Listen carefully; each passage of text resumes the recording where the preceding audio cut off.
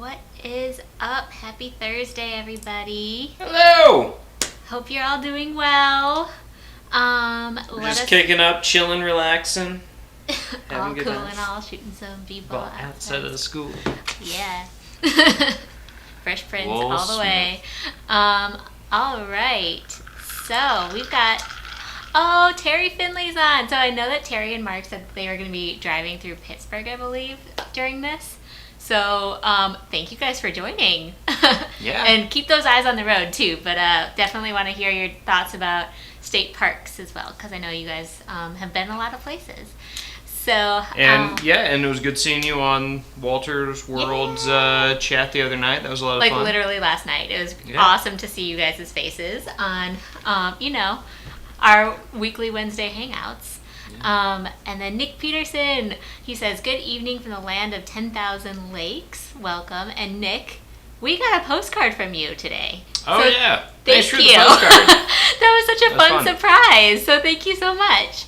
And then hello to Ronnie Dove. Welcome. I believe he's still in Texas hanging out there. And then Klaus, welcome to you. Alex Capico, hello. We did get our air conditioning back. It's actually kind of chilly right now. Yeah, I'm wearing a cardigan. It's 95 degrees here in Chicago today, too. So I'm very happy, actually. I was like, wow, it's cold upstairs. I believe 95 Fahrenheit translates to 35 Celsius, if anybody is using that scale. And then, hey, Darian, welcome to you. Thanks for joining, as always. Hello, sir. Darian was awesome. He was, retweeting my announcement of the live streams and stuff. Nice. So sweet of you to be so supportive and come hang out every week. And then hello to Katie Smith. Welcome to you. Who else am I missing? Megan Morris. Welcome. All right. I think I got everybody. And I was kind of jumping around because everybody was saying hi. So did I say hi to Klaus? Klaus? Yeah, I did. Okay. Klaus? And Thomas Reiser's on. Hello, welcome. Okay, so cheers to everybody. I'm drinking regular old red wine. Derek's drinking Tinto de Verano again. So we're doing a little bit of cold and room temp. It's too hot outside for not cold wine. That's true. What am I thinking? Crazy. I don't know. This is pretty good. So, hello to my dad. Welcome to you. Hope everyone is keeping cool. Yeah, I agree. I think it's pretty hot other places, too. We were just talking to Derek's brother in Indianapolis, and he said it was super hot there today. Hot. Yeah, so we're in the depths of summer. So we're basically in the middle of summer at this point, which we're at that point where Derek is significantly more tan than I am. That happens every year around this time. Not every year. Not every year, yeah. But yeah, most of the time. But yeah, Derek's getting a really good tan. I felt like when I was making the thumbnail for this video, I was like, oh my gosh, with the lighting difference too and everything, I looked ghostly and Derek looked really tan. I'm like, oh, this is neat. But he loved it. He was definitely use that one because he's waving. So yeah, so that thumbnail was when we went to what is it called? Mississippi Palisades State Park on Monday. Mm-hmm. And so today we're going to be talking a lot about state parks and want to hear from you all too. But kind of the agenda is that we're going to go over our top favorite state parks that we've been to. We're going to go over our packing tips. And we should have listened to our own packing tips because we definitely forgot a few of these things on Monday. So these are going to be packing tips / words of warning. Don't forget these things if you go. Yeah, I mean, that's a good point. We did forget, a very important thing when you go to a state park is bug spray. And we found ourselves with no bug spray for our little hike in the very humid woods. Yeah, so. And we forgot towels, which, I mean, if you're sweating a lot, it's kind of nice. So we'll get into that. We will dive in a bit, but we also have David's on from Seattle. Welcome to you. David. Hello, David Fagan. Hello. And Bonnie in Canada. Welcome. Thank you. And so I know the majority of people on this live chat are in the U.S., but people like Bonnie and Klaus are not. So today we're going to be talking about state parks, which is a little bit of like a U.S. thing. But I know that a lot of other countries have like national parks and stuff like that that are kind of similar in certain ways. We do have national parks here too. It's just kind of the difference between whether the federal government funds the park or the local state governments like take care of it and fund it. So it's just, political. But I'm sure in other countries it's kind of the same setup. And, the things that we're going to talk about, though, I mean, they apply to national parks, too. If you're going to a national park, I mean, the packing list looks very similar. Yeah. Yep. Righto. So I hope you guys are all in for this conversation. But let us know, too, like, how are you all doing? How was the week? How was your 4th of July? What did you guys end up doing? Did everybody light off lots of fireworks, I hope? I think everyone in our neighborhood except for us, spent like $10,000 on fireworks or something, because there were so many fireworks. It was insane. And Leonine, welcome to you. Hey, welcome. And anybody else that we've missed, I'm so sorry if we did. But we're trying to say hi as people join. We're super excited. I mean, every week we love like just hanging out with our friends on Thursday nights and cheersing to travel. I don't cheers, I drink to travel. Yeah, you drink to travel. Well, cheers first.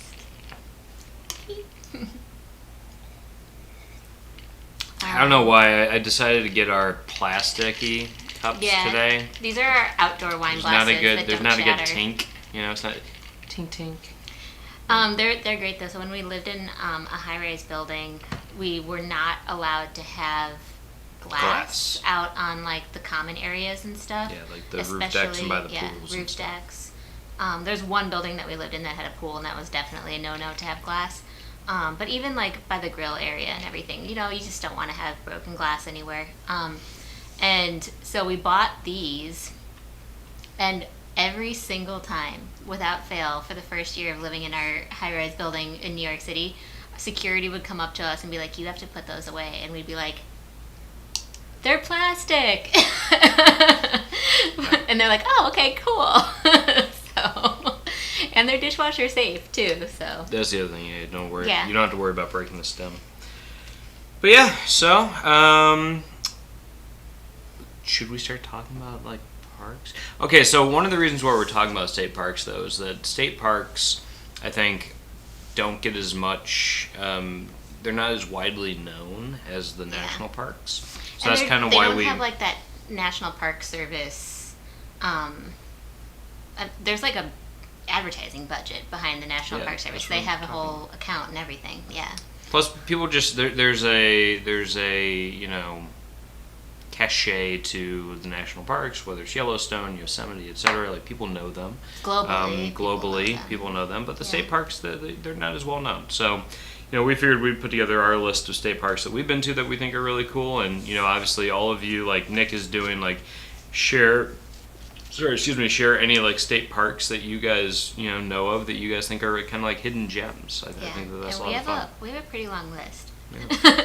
We've been to a lot of state parks, we realized. I think that just is something that we tend to lean towards on different like long weekends or just as day trips or something. And so, I feel like we have a pretty good mix. There's, of course, certain states that we have not been to. That we can have you guys help us fill in the blanks. I've definitely, I'll say right now, as I was making the list, we lean a little bit towards, like, the Midwest, New England, and California, Arizona, just because that's where we've been the most. But, like, in the Pacific Northwest or in the South or something like that, or Texas, we don't have any, and I'm sure there's beautiful ones. So those are specifically where I feel like you guys will come in and be able to help us fill in those blanks. So I think like Nick and Darian are already helping us fill in those blanks. So do you want to start reading? And they're all in Florida, and I've never heard of any of them, so that's kind of fun. Awesome. We have one in Florida that that we were gonna say.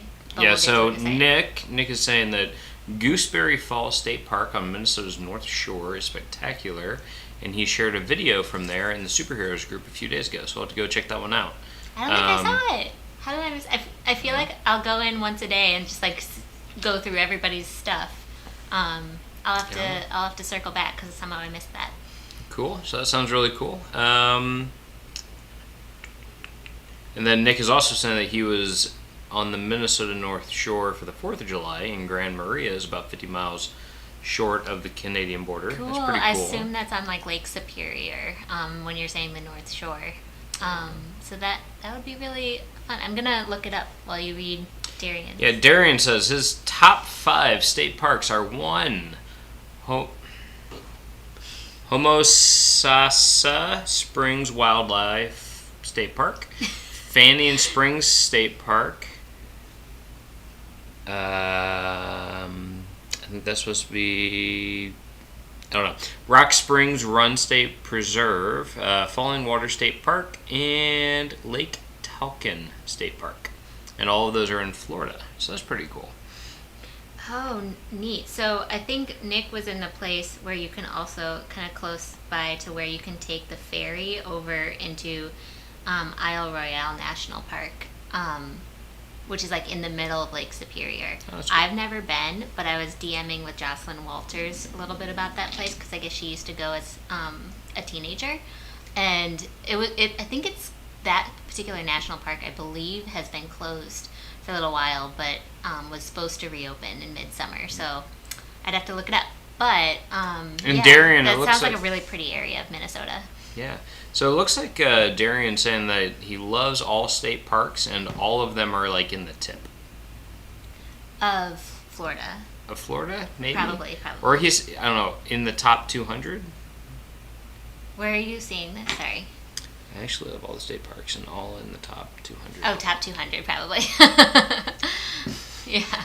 Cool. Nice. Yeah, no, that's awesome. So we've actually not been to many in Florida. I think we might have one on our list that we went to in Florida that's down by the Keys. Yeah. So the one that we stopped at in the Keys was called Bahia Honda State Park, and it was a really cool beach that you could go wading into and stuff, but also an animal reserve. So we loved it there.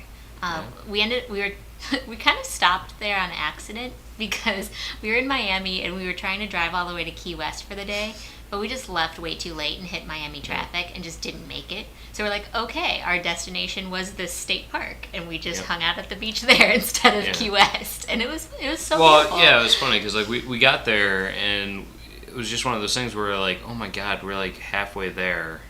Yeah. And it's already like middle of the day. There's no way in heck we're gonna get there and then want to come back. So we just said like, this is our end destination. We're just gonna head back now. Yeah, but it was lovely. So for any of you who are trying to like drive from Miami to Key West, just Google Map that in advance or whatever, and figure out how long that's gonna take you, because it's a much longer drive than you expect. Sorry, there's a little hair on, like eyelash on him. It was bothering me. Oh no, you got a hair on you. Stop. All right. All right, Terry Finley says, we've been to Dinosaur Valley State Park in Glen Rose, Texas. I think that's where you can see like all of the dinosaur bones and stuff. I feel like I've heard of this. I have no There's idea. like a lot of excavation that happens there. I don't know. Kapiko says, I wasn't there for the 4th of July, but Joshua Tree National Park in Southern California is really unique. The Joshua trees themselves are cool to look at, and the desert environment is beautiful. Yeah. Oh, cool. And actually just all around Southern California is beautiful. There's lots of state parks there too. Our favorite state park that we had written down in California, however, was, it's in like Mendocino. It's the Mendocino Headlands State Park.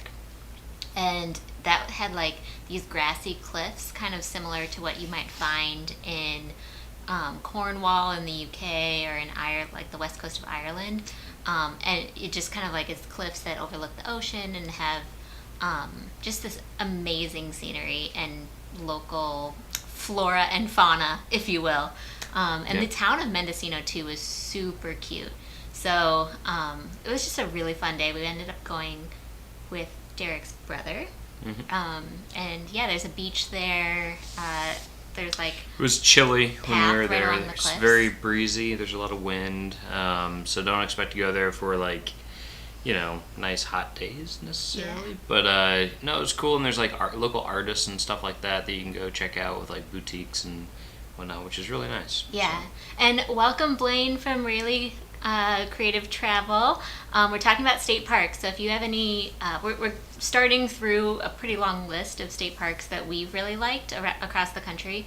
But you're over in the South, and we had kind of prefaced right before you joined that we haven't been to too many in the South, and we know that a lot exist. So for people like Blaine and Darian, and anyone else kind of in that region, fill us in.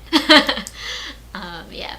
Oh, okay. Actually, your first one on your list, babe, is probably my favorite one of all of them. So why don't you say should we it then? end on that one, or should we start with that? Let's start with the 2 in Utah.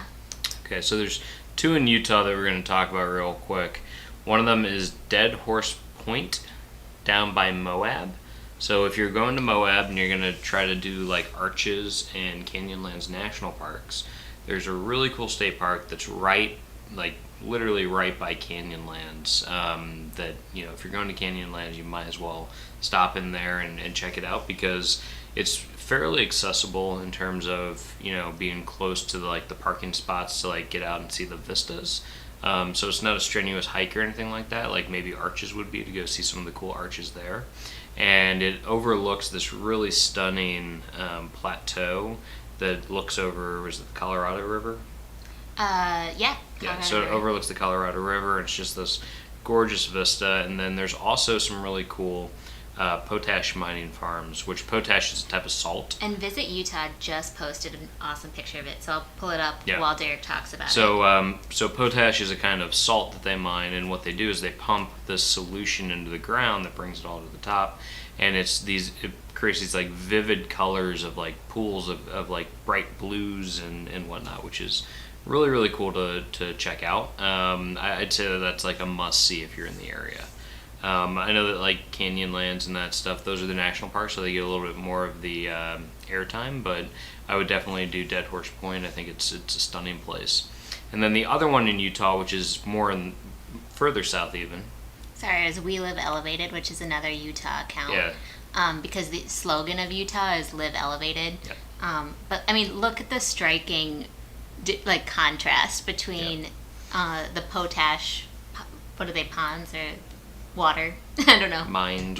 Yeah, so they're really cool. And they, even though they're man-made and whatnot, but they're a really cool site and stuff, and can make some very striking pictures and stuff. Yeah. But that's just the We potash. went last summer when it was 100 degrees, and it's still Derek's favorite state park to date. Yeah, very cool. And then the other one is a place that we went to with my aunt and uncle when we were in Utah at the beginning of this year. Yeah. It's crazy to think that was only 6 months ago, because it's been a heck of a year, guys. We were there at the beginning of January. Yeah, we were there right at the beginning. But it's called Snow Canyon. Yep. There's no snow. It is a total misnomer. Gotcha. So it's this place called Snow Canyon, and at first, when we were getting ready to drive out to it, I turned to my aunt and uncle and I'm like, oh, is there is there elevation? Does it get a lot of snow in the wintertime? They're like, no. I think it's the guy who the two brothers who found it. His last name was Snow. Yeah, the two brothers who found it, their last name was Snow. Yeah. Like a Jon Snow. And so they named it Snow Canyon. Game of Thrones reference. Yeah. No, so they named it Snow Canyon, and it's pretty cool because it has these volcanic tunnels, the volcanic glass tunnels and stuff, because there used to be a volcano there. I think it's extinct at this point or whatever. But it has some really cool lava ponds or the black rock rivers and stuff where things had ran out, and then it has these petrified dunes that are pretty cool that you can hike up and whatnot, which is a lot of fun and kind of cool. I'd say that it's probably less of a picturesque type of spot, but really good hiking. Yeah. And if you're into lava, it's okay. So this was us there, and that dark stuff is all basically just petrified lava and stuff. It's cool. Yeah. So a lot of people there will actually go and they'll do because these create these big tunnels into the ground, so a lot of people will go there and actually climb down into these things, which we were not brave enough almost to do. Almost like a spelunking or a caving type experience. So a lot a lot of people in the area go and do that. I don't know what's technically allowed, so I'm not going to recommend anybody does that, but that's something I know a lot of people in the area do. Yeah. So that one, if you're over by Zion National Park ever, definitely hit that up. Yeah, it's down by like St. George, Utah type area. Yeah. And then Dead Horse Point is up kind of in between Canyonlands and Arches National Park. So if you're in Utah doing the national parks, definitely look up the state park options too, because there are a lot that are just, equally as cool as a lot of the national parks. Yeah. Wait, so I just want to say real quick, hello to Michael Mon. Thank you for jumping on. Hey, Mike Mon. So welcome. He says, hi all, just checking in to say hi. Love the state and national parks. Favorites are Bryce Canyon and Arches in Utah. We were just talking about Arches. Was just to Mount Rainier National Park a couple weeks ago. Oh, amazing cool. vistas. Yeah, I remember hearing that you went to Seattle. That's really neat.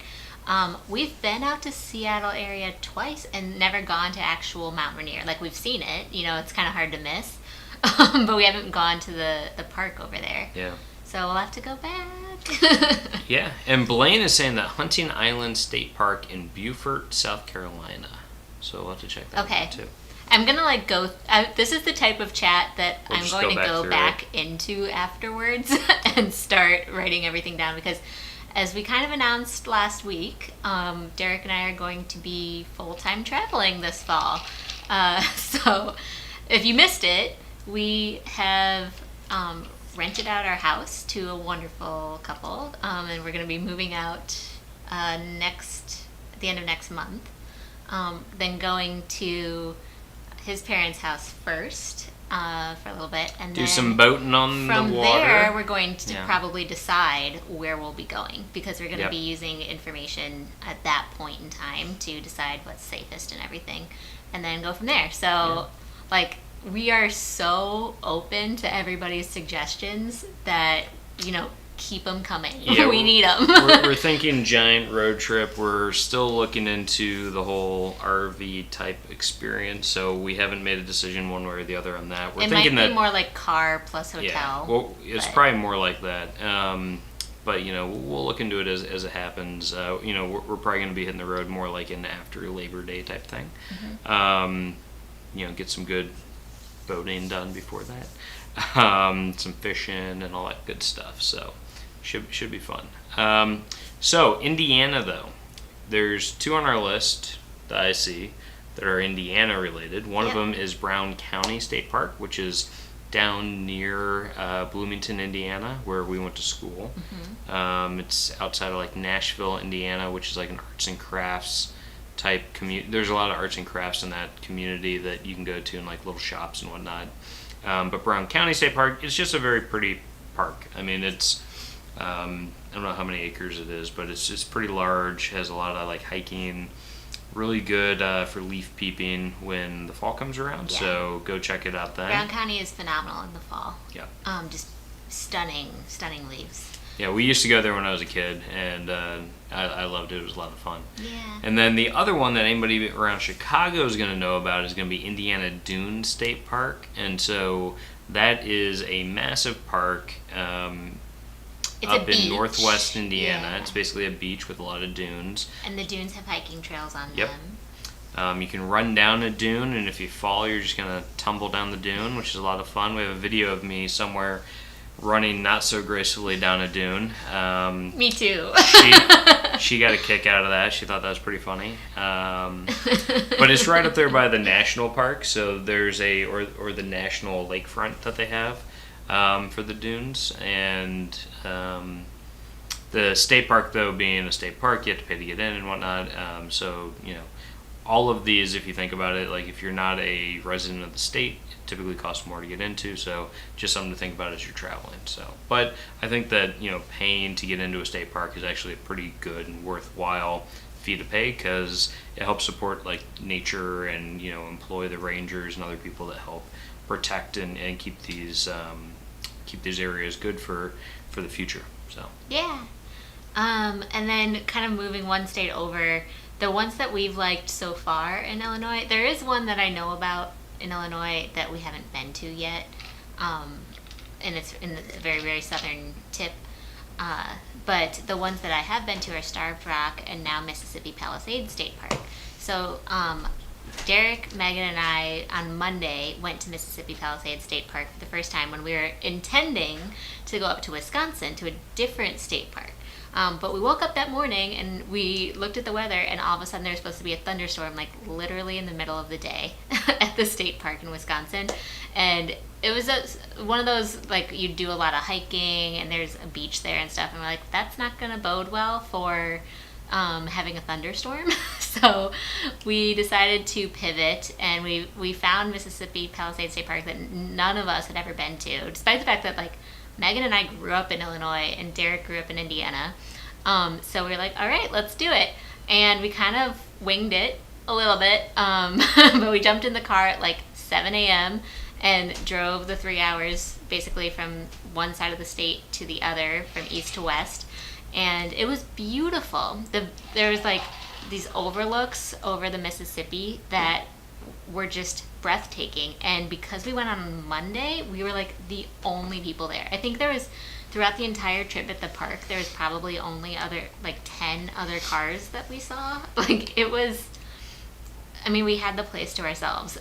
We did bring masks, of course, and social distance when needed, but I mean, it was few and far between with that need. So that was an extra bonus of going not on a weekend. Yeah, no, I mean, and then the other cool thing about a lot of these places, like if you go to these far, a little bit more remote state parks and stuff, you can find some really cool little towns. Yeah.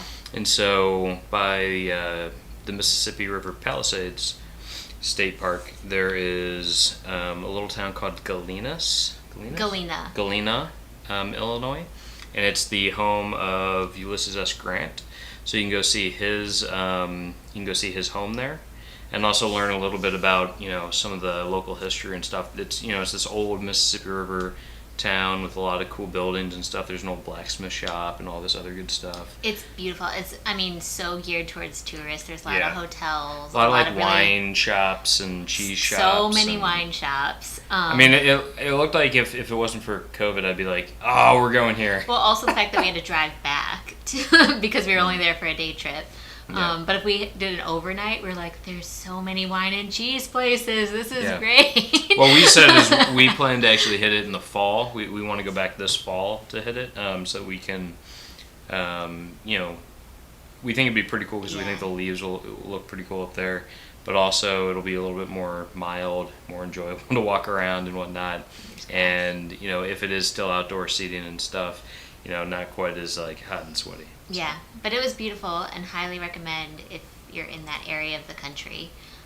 Thomas is saying that he went there as a freshman year in high school. That's great, as a field trip, yeah. That would be a really cool trip to do. Yeah. So... And David, real quick, is also saying check out Antelope Canyon in Utah because it has mind-blowing rock colors. Sorry, there's a siren outside. And if you guys can hear it. There's a tour with Native Americans. So that's really cool. I think oh no, I have not been to Antelope Canyon yet, but I've seen so many pictures. I feel like that's one that there's a lot of people like from Instagram will go there and stuff like that. Yeah. But it looks really stunning. Cool. Great. So then there's 3 that we wanted to talk about in Arizona that I've been to. And they're all pretty different from each other. So Catalina State Park in Tucson is definitely desert. And what was super fun was when we went there, we just ran into a cow that was like basically free range cow. Wait, where is this? In Tucson. I think you were there. But it had like the horns and everything like that. It was pretty neat. And yeah, it's basically just the desert, local desert. Then if you go to Sabino Canyons, which I couldn't quite tell, I thought it was a state park, but then I looked it up when prepping for this video, and it might be just like a state recreational area, which I think is technically different, but regardless, I always thought of it as a state park, so we're gonna roll with that. But Sabino Canyon is also in Tucson, and it is my absolute favorite place in Tucson. It has incredible hikes, and there's like a tram system.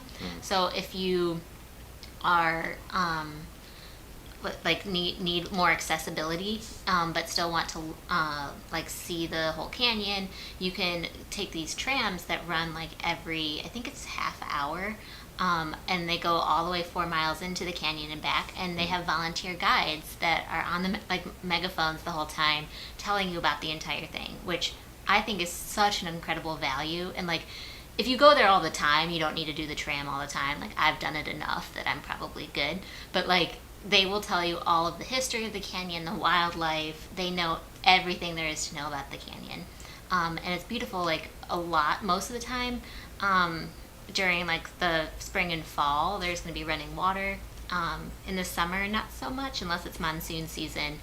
And that's a whole other story. Maybe don't go during monsoon season because they can have flash floods. But most people don't go to Tucson in the summer anyway. So it gets hot. Yeah. Yeah. No, what I will say though is, monsoon season in Tucson is pretty intense. And like, I remember the first time I went to Sabino Canyon with you and your family. Yeah. It was so bad that a number of the bridges had actually been like washed away at the canyon, so you could only go so high because of how much damage was done because of the floods.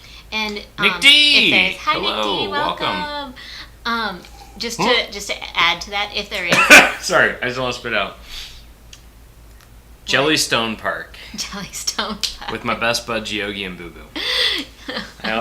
Roger that. Nick, you almost made me lose my Tinto through my nose. We have a lot of white furniture and rugs. That would have been real bad. Yeah, that's an honorable mention right there. But yeah, so just to close out with Sabino Canyon, Derek's right that there are certain times of the year where the water runs over the bridge, and you go and you're like, oh my gosh, am I supposed to wade through that? Most of the time it's totally fine. If it's not fine, they'll close the road down.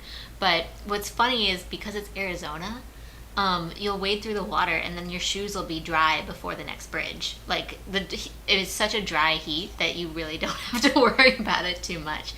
Whereas like in a lot of other places around the country, you have to worry about like how wet. Like if you get your shoes wet, then you might have cold feet the rest of the time. Cool. Eliz, what is Pikachu Peak State Park? Picacho Peak. Pikachu? Pika? Yeah, it's kind of like Pikachu, but it's not. Picacho.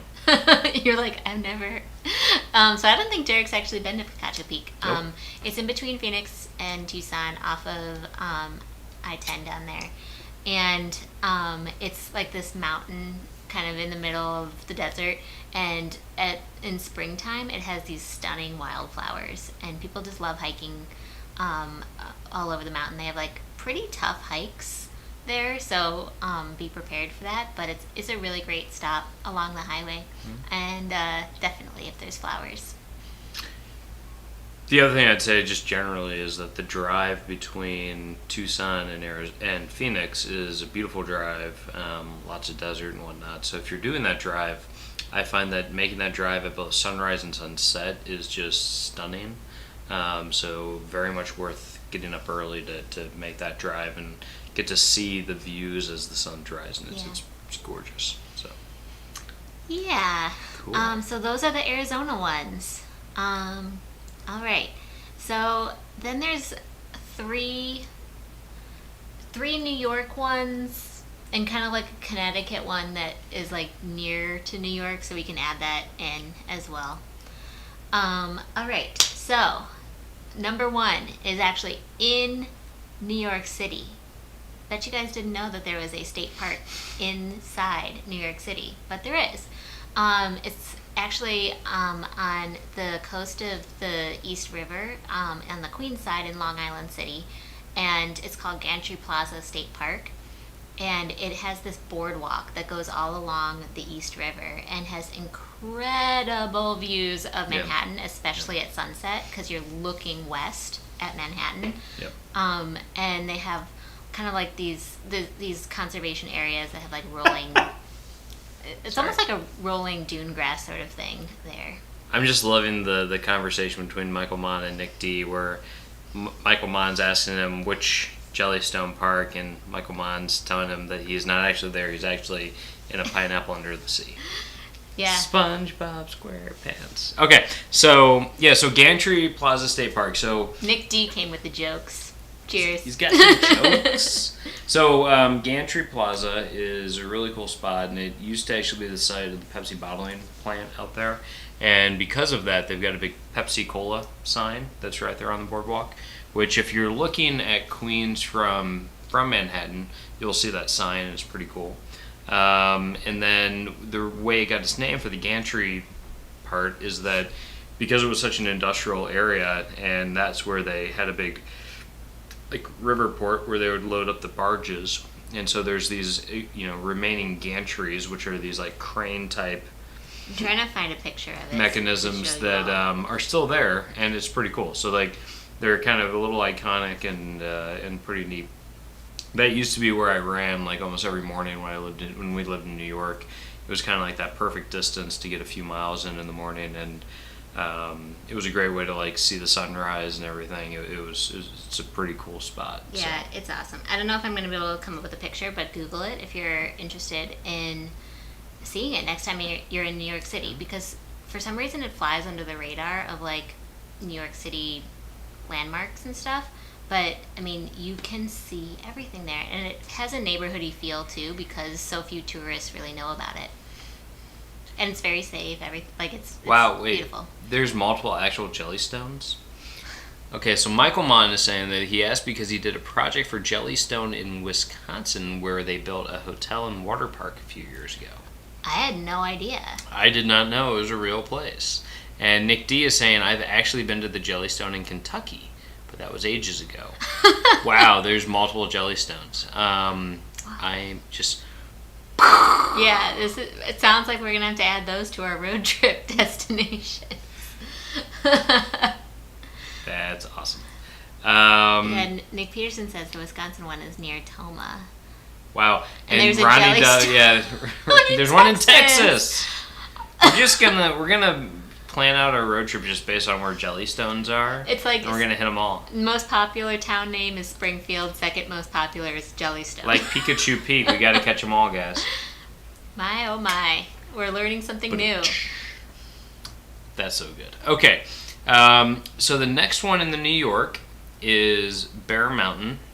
Yes. So Bear Mountain's pretty cool. It's a relatively... it's pretty easy to get to from New York City because there's actually a direct bus that goes there. And so when we didn't have a car, we ended up going, I think, twice because it's just a really pretty day trip on a weekend if you're a New Yorker.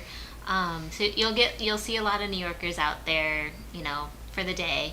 But the important thing too is if you do take the bus from Port Authority, and it's Port Authority, not Penn Station. Port Authority. Then make sure you look at the bus schedule because I think the last bus leaves pretty early from the park. So you just have to plan in advance that you don't get stuck there or anything like that.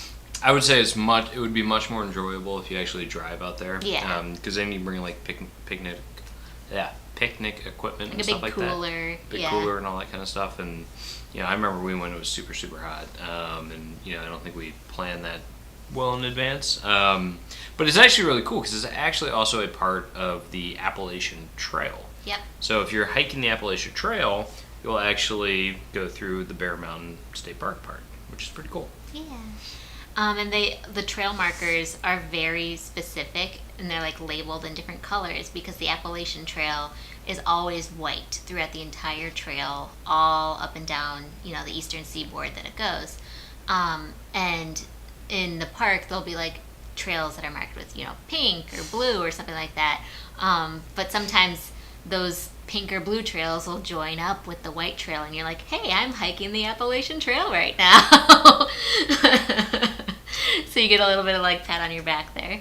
Peter Millender, welcome. Welcome, Peter. Welcome, sir. And I think Peter's over in Connecticut, so he might be able to speak to one of the ones we're about to talk about. But first, Michael Mann has a very important message, which is that it's very surreal when you spend an hour debating the exact color to paint Boo Boo's beard or Cindy Bear's parasol. No joke, we actually had to do that. That's awesome. That's incredible. Oh, wow. Well, hopefully you nailed it on the right colors there.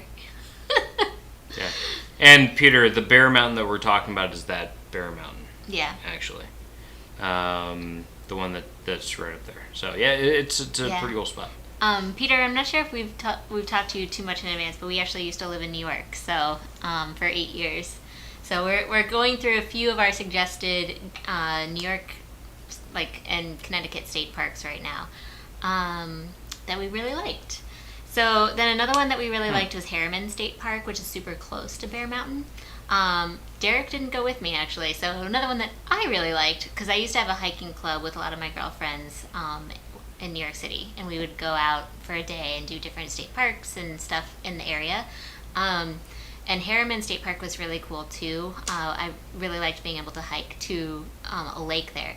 My special tidbit is it's a pretty big park, and you do not have cell phone service through most of it. So definitely take a picture of the map or download a picture from the internet in advance, because we ran into a major issue with that, where my best friend was with us.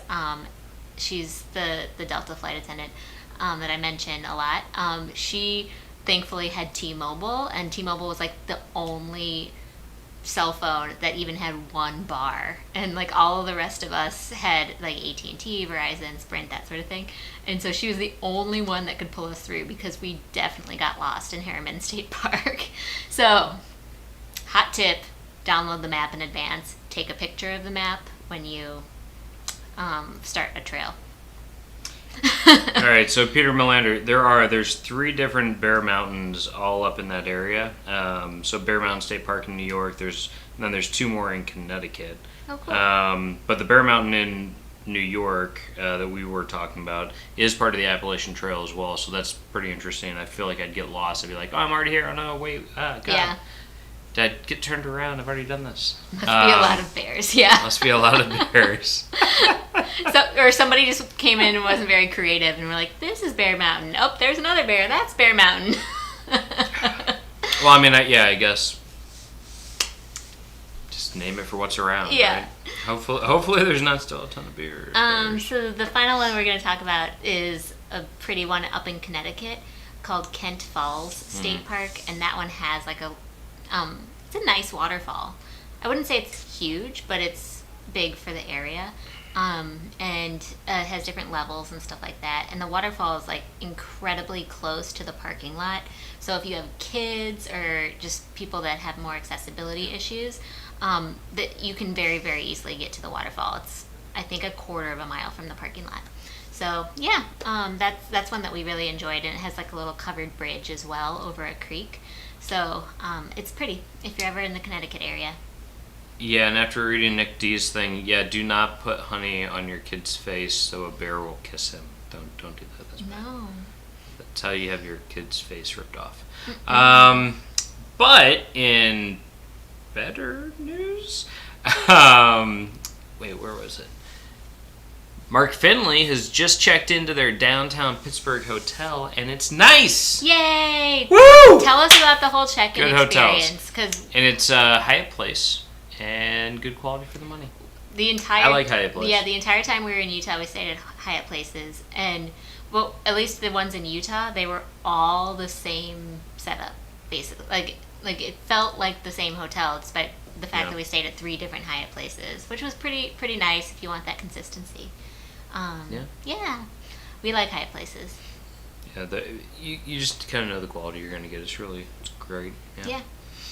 And some of them we've been very pleasantly surprised at. We're like, wait, this is a Hyatt Place. And a lot of them have laundry facilities, which is key. I think it's you can pay, with quarters or something. I can't remember what it was. But yeah, especially the Hyatt Places we stayed at near the national parks and stuff. I mean, it had laundry that you could do, which is bonus. Nice. And I think I blacked out. You talked about Kent Falls. I just did, yeah. Cool. You went to that with me. Do you remember? Is that when we went antiquing? Mm-hmm. Yes, I remember this. I remember that. That's pretty. Cool. Yeah, it's very pretty. Hot, again, very hot when we went, but otherwise very nice. Okay, so that brings us to our last one that we were going to talk about, which is Cape Henlopen, Delaware. Yeah. Which is... It's over by Rehoboth Beach and Lewes, Delaware. Yes. It's in between, basically, those two places. And it's so pretty. We rented a bike. We rented bikes in Lewes and rode them through Cape Henlopen State Park to get to Rehoboth Beach. Yeah. Oh my gosh, the scenery. So for those of you who are not used to the East Coast, right? So Delaware has some really nice beaches. It's really, a lot of people, if you wanted to fly into there, would probably fly into Rhode Island to get to... No, Rhode Island? No. Wait, Washington, D.C. Washington, D.C. Delaware's south of New Jersey. I'm bad at geography, guys. I'm much better at... I didn't mean to make you feel bad. It's just those are really far away from each other. I'm actually much better at European geography than I am at American geography. I remember there was something that Baltimore maybe you fly into. Yeah, it's kind of... Baltimore. You can get there pretty easily from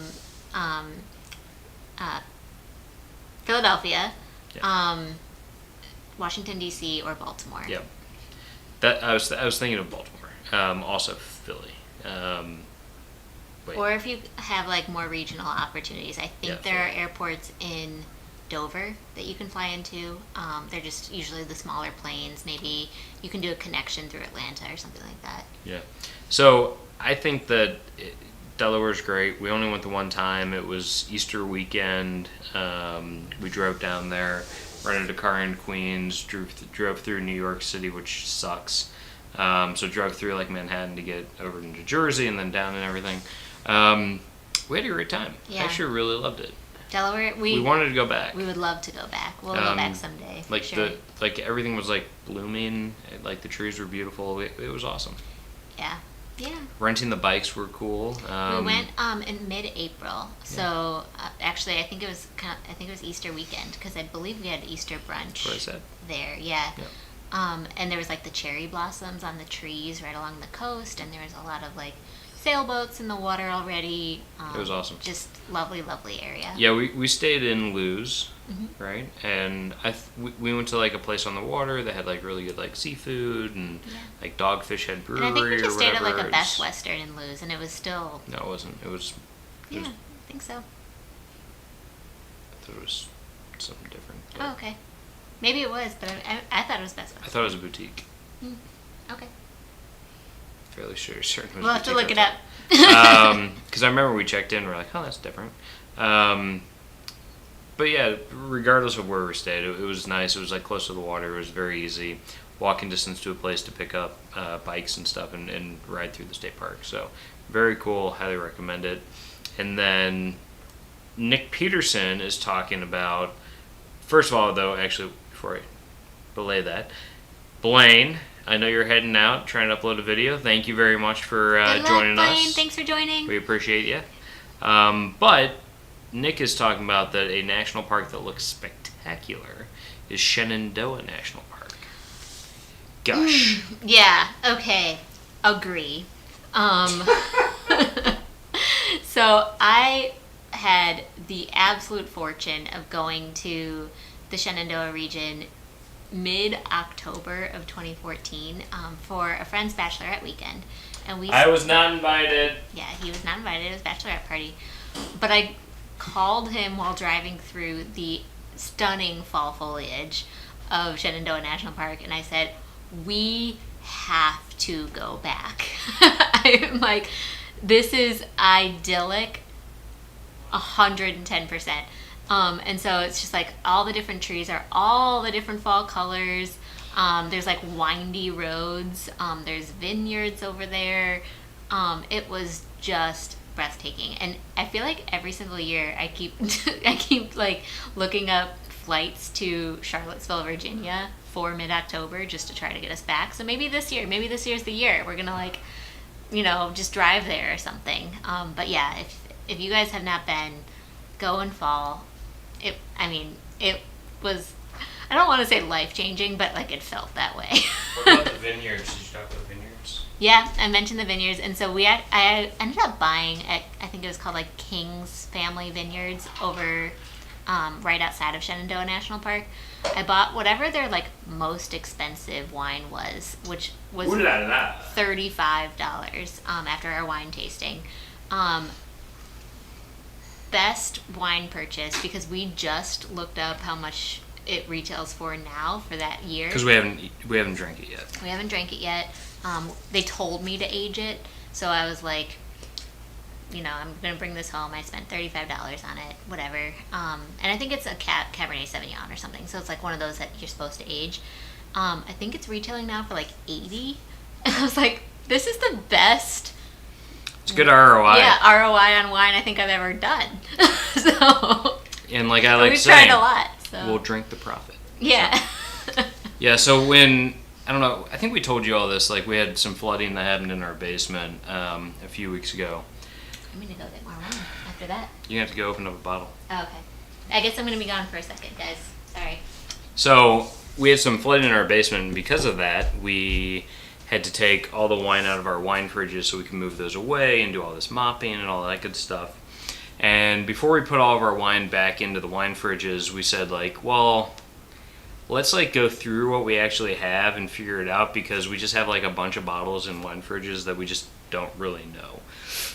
So we took like stock of it all. We actually created like an Excel spreadsheet with, the winery, the vintage, the like grape varietal and all this other stuff.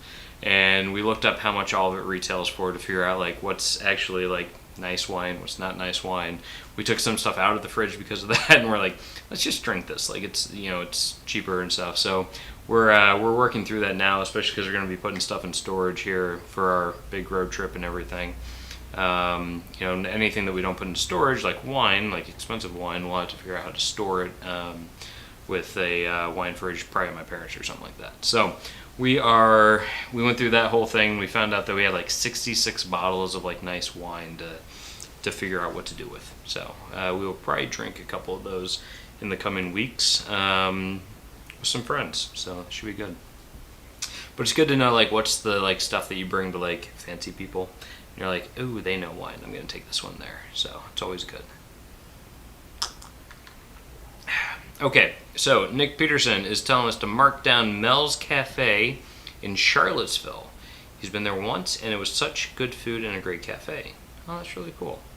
I don't know where we were leaving off on things, but I guess some national parks to talk about, because, as we, I didn't know Eliz was going to tell that we were going to go, like, that we were definitely doing travel. But yeah, so we're definitely doing the travel now. Probably sometime in September. We're going to go on a big trip somewhere, do some, like, driving and whatnot.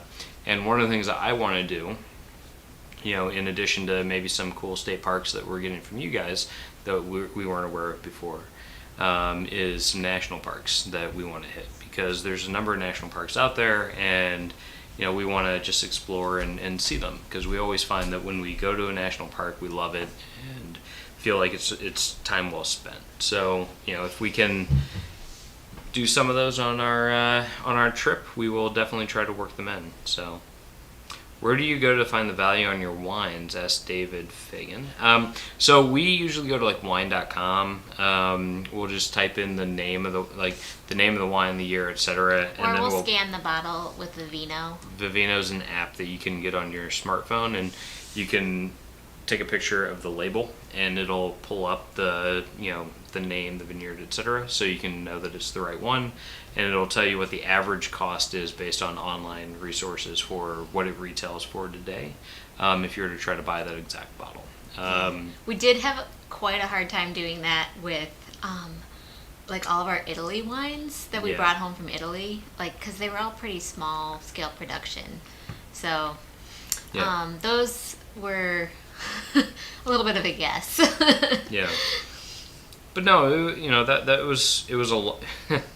Takes a while to do. There's a lot of Googling and stuff, and it's kind of a pain in the butt. But now that we actually have it, it's a lot easier, which is nice. Nick D says, since 2015, Delaware is the only state without commercial flight. Frontier used to have a few flights. Really? Wow. I did not know that. I always thought that you could fly into Dover. Guess not. I guess you used to be able to, maybe on Frontier? I thought you used to be able to on Delta from... No idea.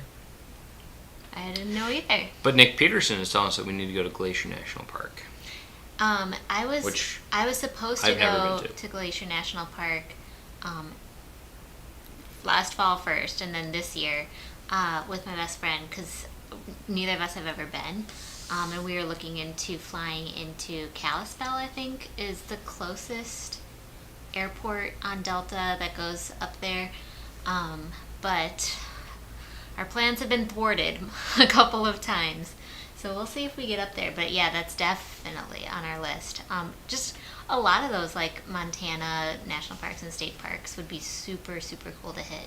Yeah. So real quick, Darian is asking us to repeat the name of the app for the wine. So Vivino, Vivino, is the name of the app, and you can use a free version of it, I think, to just like take pictures of the wine. If you even just go to the wine store and whip out your phone and scan the wine bottle with Vivino, you can see what other people have rated the wine. Yeah. Which is so helpful if you're like, oh my gosh, I need a wine for, you know, like a gift or something like that, and there's all these wines that I've never heard of on the shelf.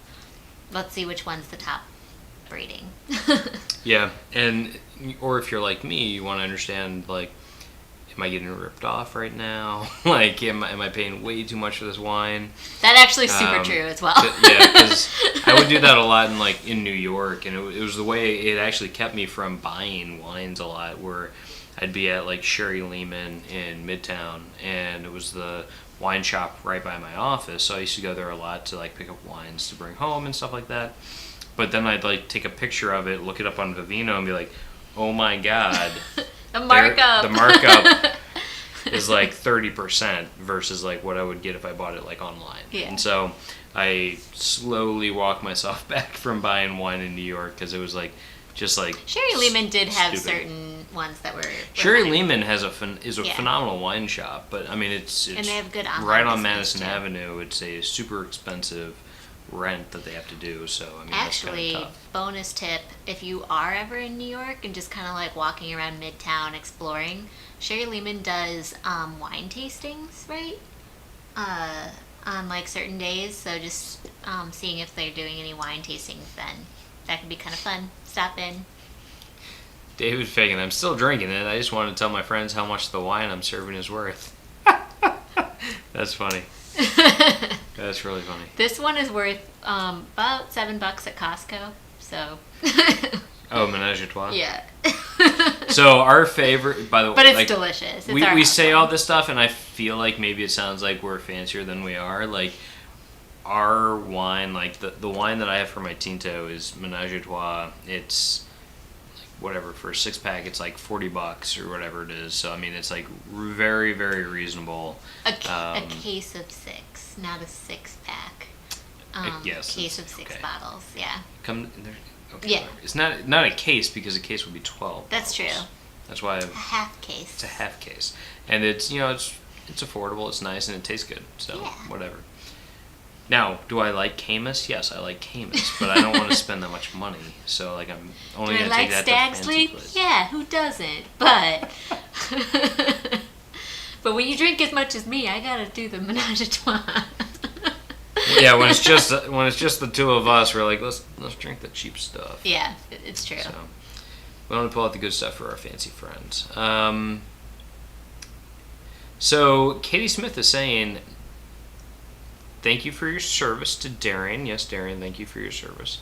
She said that she was born and raised in Delaware, and her family still lives there. And I've never heard anyone say much about my state, so this is exciting. Oh, no kidding. Delaware's great. I didn't know she was from Delaware. So we really liked it there. I think it's super pretty, has a lot of great coastal towns. Rehoboth Beach was more touristy. I definitely preferred Luz.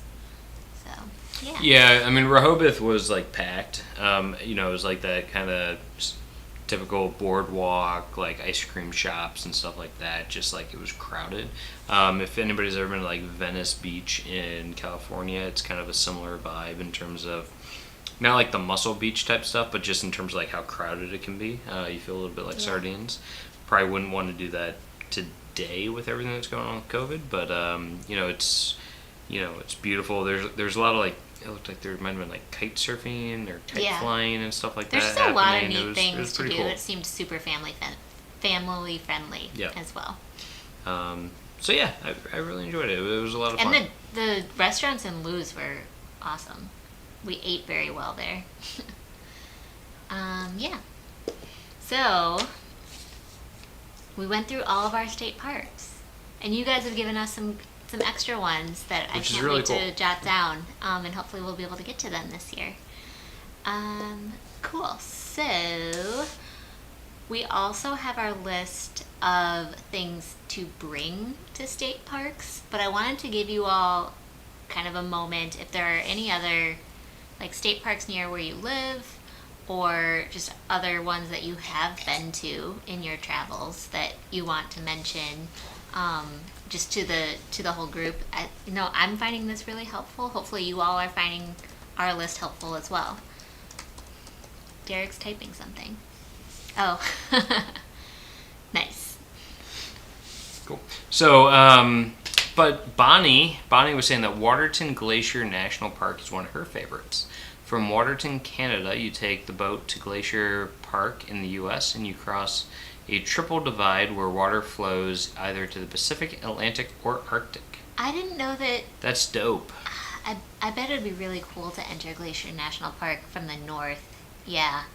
That would be... Maybe we'll end up doing that if the U.S.-Canada border opens up.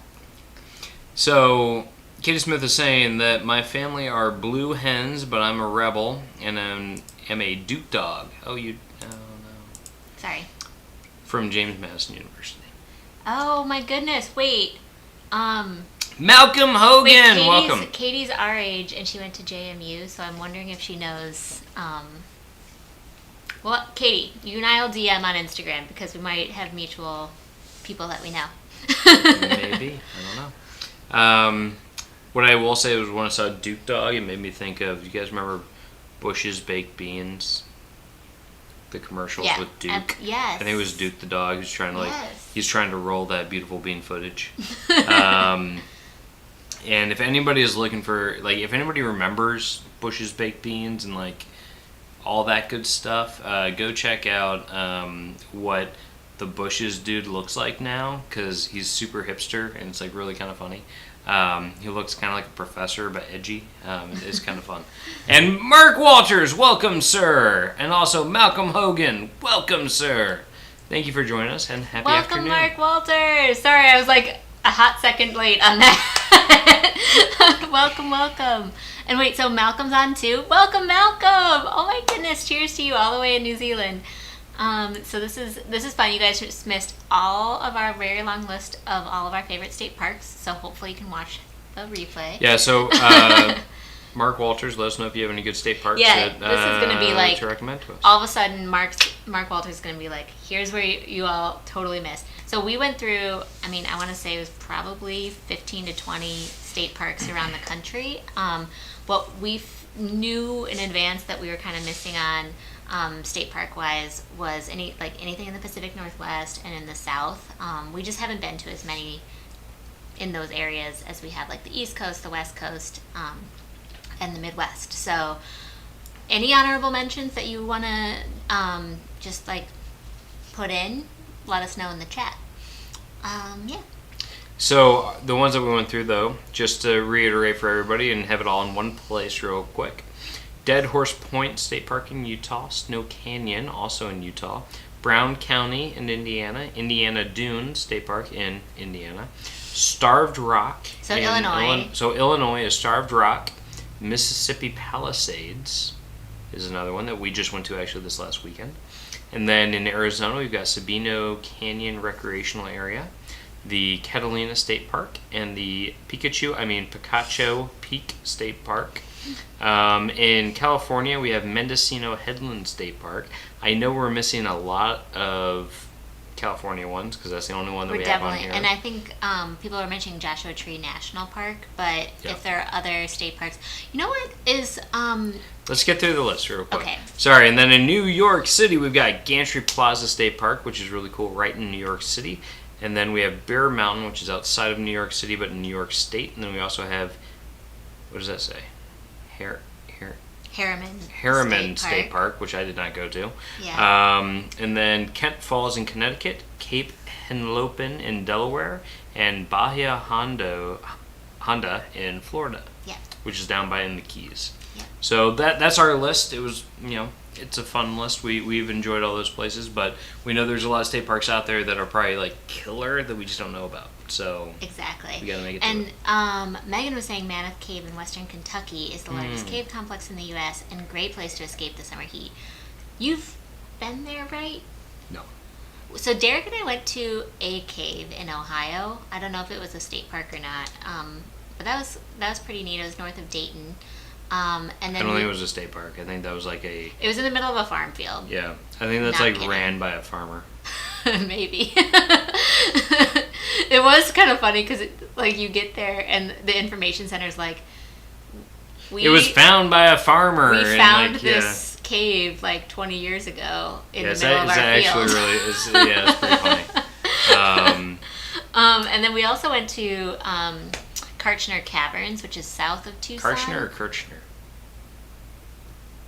I think it's Kartchner. Maybe it's Kartchner. That one's actually kind of cool. Is that a state park? That one's huge. I don't think it's a state park yet. So the backstory behind those caves, and those caves are massive.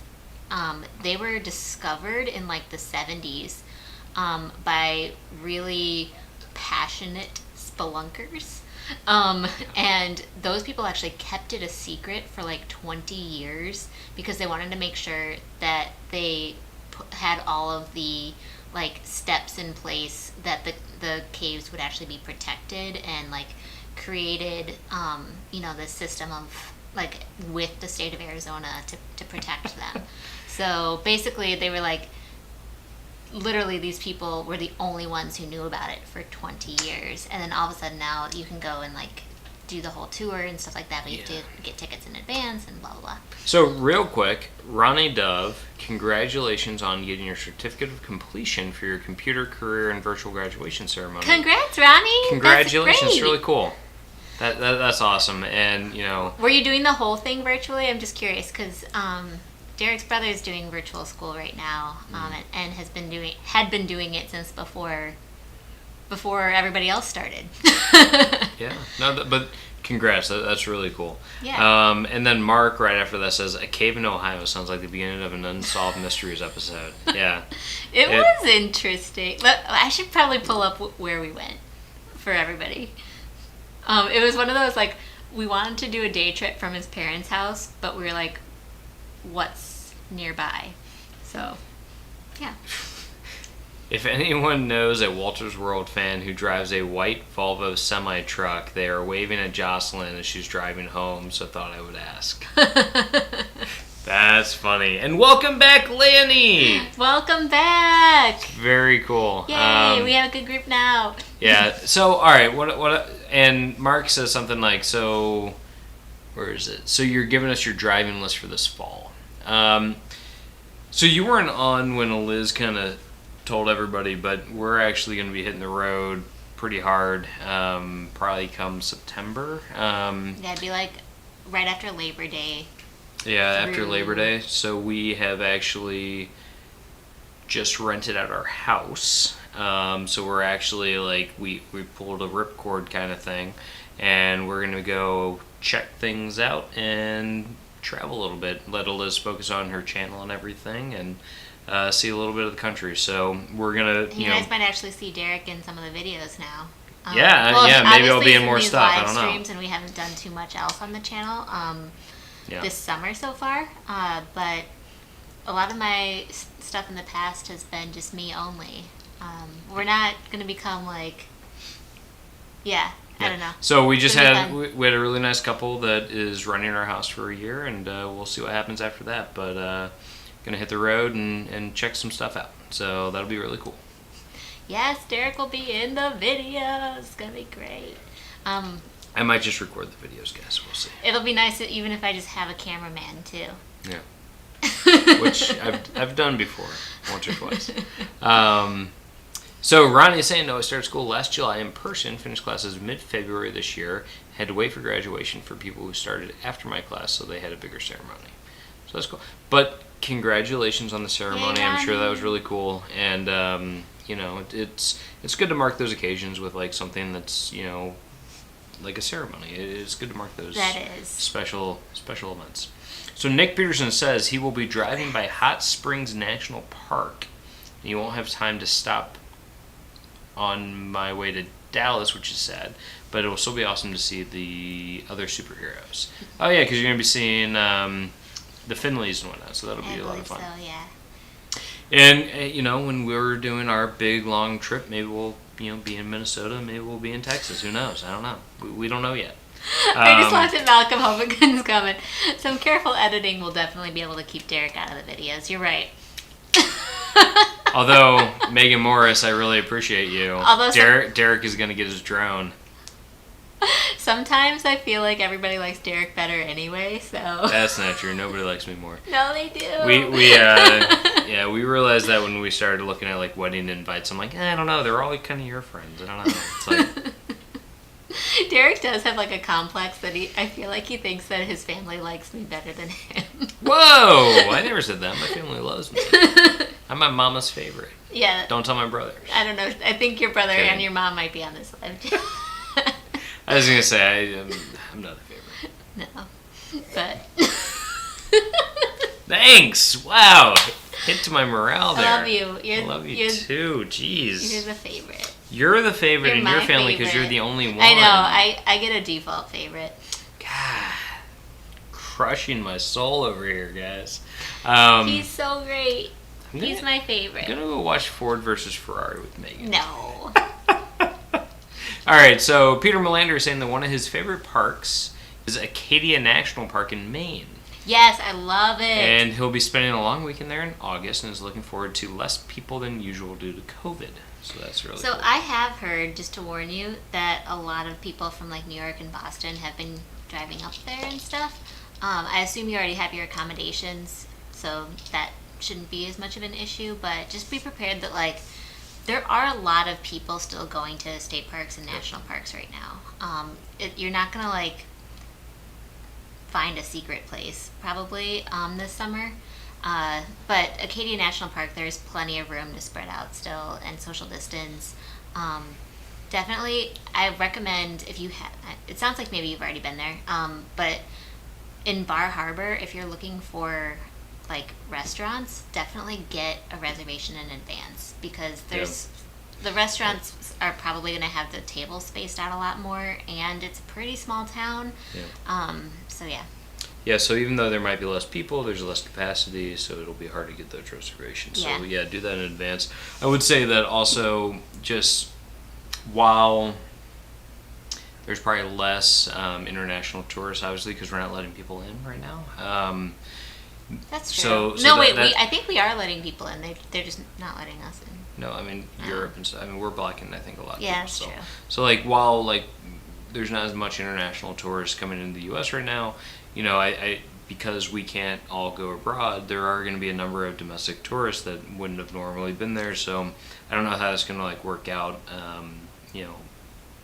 overall for how packed some of the parks will be. But I would imagine that it'll probably be a little bit less crowded, but probably not to the point where you can just like totally like social distance. I don't know.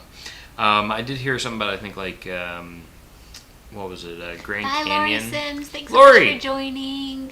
So fun to have you all. It's good seeing you.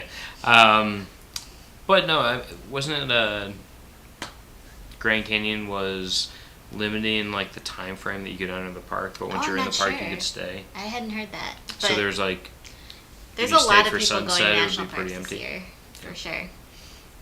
I want to hit all the national parks. When Eliz originally gave me like, hey, let's do like a road map or whatever of our stuff, I just started like plotting all the national parks on a map and like trying to like draw a squiggly line so we could hit them all. It's a lot. Yeah. It's many, many days in the car. Yeah. And I think I've been to like a handful more national parks than you have too. So he was like wanting to go to ones I've already been to, and I'm like, oh my gosh. But according to Nick Peterson, it's Bahia. Bahia. Bahia. I got lobster in Bahia when I was there. Yeah, so Mark is telling us that the Wanderfield Life is a good national parks resource. Yes. Yeah, so we'll have to go check that out. Yeah, they do, I think, like, pretty much exclusively national parks videos. And, yeah, it's been a wonderful resource when I've gone.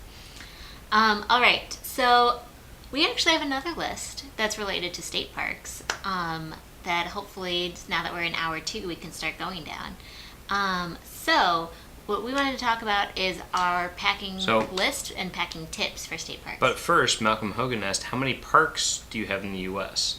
So national parks, there's 62. So we have 62 national parks in the United States. A number of those are in like Alaska, I think some in Hawaii and whatnot. And I don't know that counts like in Puerto Rico, like the Bahia in Puerto Rico, which is like a big nature reserve, like rainforest out there. But as Nick Peterson says, there's 419 national park sites in the U.S. So 62 are the actual like national parks, but then there's like national forests and then national like, rec areas, the historical spots, monuments, all that kind of stuff. So there's so much to see in the U.S. There's no way you could like knock them all out. Yeah. For me, it's more achievable to say, okay, I've been to all the parks at least. So trying to knock those out, and then I can work on the... But there's several in Alaska that you literally have to fly to get to. So while it sounds achievable, it's actually a lot harder. And I think Hawaii is the same way. But if we're going to Alaska, I'm going to if you ever meet anybody who says, I have been to every national park in the United States, that's an impressive feat, just by nature of how difficult it can be to get to several of them. Yeah. So again, give them a big high five if you ever meet those people. And not only that, I mean, like, so that's the national parks, but then there's all the state parks. So the state parks, you know, there's probably a multitude more than the 62, right? It's probably many, many times more than that, right? So, yeah, there's a lot to see and do, which is why we're kind of thinking, like, you know, it's easy to go through the list of national parks in the U.S. and like start checking them off the list, but it's a lot harder to find like what are the state parks that are really worthwhile to visit. Because if we're trying to like map something out, we want to understand like, no, this thing is like breathtaking. You've got to go see it. Like Dead Horse Point, like I would say is. Not as don't big. Miss it if you're in Moab. Yeah. Don't miss. I wouldn't do a trip just to see that, but if you're there, like you should not miss it. It's just one of those things that, you know, it's worth seeing. So. Bonnie's saying in Arizona, Oregon Pipe Cactus National Monument, Oregon Pipe Cactus National Monument Park is surreal. I haven't been there. I feel like I've been all over Arizona, and I have not been to that. So we'll have to add that to the list. It sounds really cool. I'm imagining like a saguaro cactus that basically just looks like. How do I do this? Arm. And what's so cool about the cacti down in Arizona is for a saguaro, which is like those iconic cacti that you see in like Arizona. That's not a saguaro, I don't think. Is that what the Oregon pipe is? Oh, cool. That's an Oregon pipe. That's very large. Yeah. But anyway, so what's neat about the saguaro cacti is that it takes 70 years just to grow one arm. So you look at these that have so many different arms, and you just can't, it's hard to fathom how old they are. Yeah. It's so cool. Nature, man. Anyway. So nature, am I right? Nature. Okay, so we have a second list, and it's the packing stuff if you're going to a park. This doesn't matter if it's a state park, national park, or whatever, but if you're out and about and there's a bunch of like bugs and nature and other stuff around. But this is kind of a day trip list. This is our day trip. It's kind of a day trip list. I would recommend this if you're doing outdoor activities regardless. Yeah. Anyway, so number one, most important. If you're packing for the Scottish Highlands, this is a good list too. Sure. Number one, most important. And I kind of alluded to this when I was talking about Harriman State Park in New York. Download not only your directions to and from the state park in advance, but also the state park map from the internet. So you can go on to every state park has a website and has a downloadable map. just go there, save it to your, like on an iPhone, you can save the PDF to your like Pages app pretty easily, even if it's not a JPEG photo or something like that. You can still save it to your files on your phone, and that way you're gonna have access to it with that if you don't have service. Because a lot of people are like, oh well, there's this like I can go to this link, like I've saved the link onto my phone. But if you don't have service, that link's not going to work. So, but Maps.me is another good resource to have for that because that doesn't require service to operate. But this is like a trail map. Oh, a trail map. Yeah, like sorry, to be clear, I'm talking about trail map of the trails in the state parks. Yeah, Maps.me is probably not going to work for that. Download the official map off of the state park website. But, in other words, yes, standing on a corner in Winslow, Arizona, such a fine sight to see. I have done that. Nick Peterson. I've actually stood in the flatbed Ford as well. But anyway, so just to add to the map point. Yeah. To add to the map point, what was that? Sorry.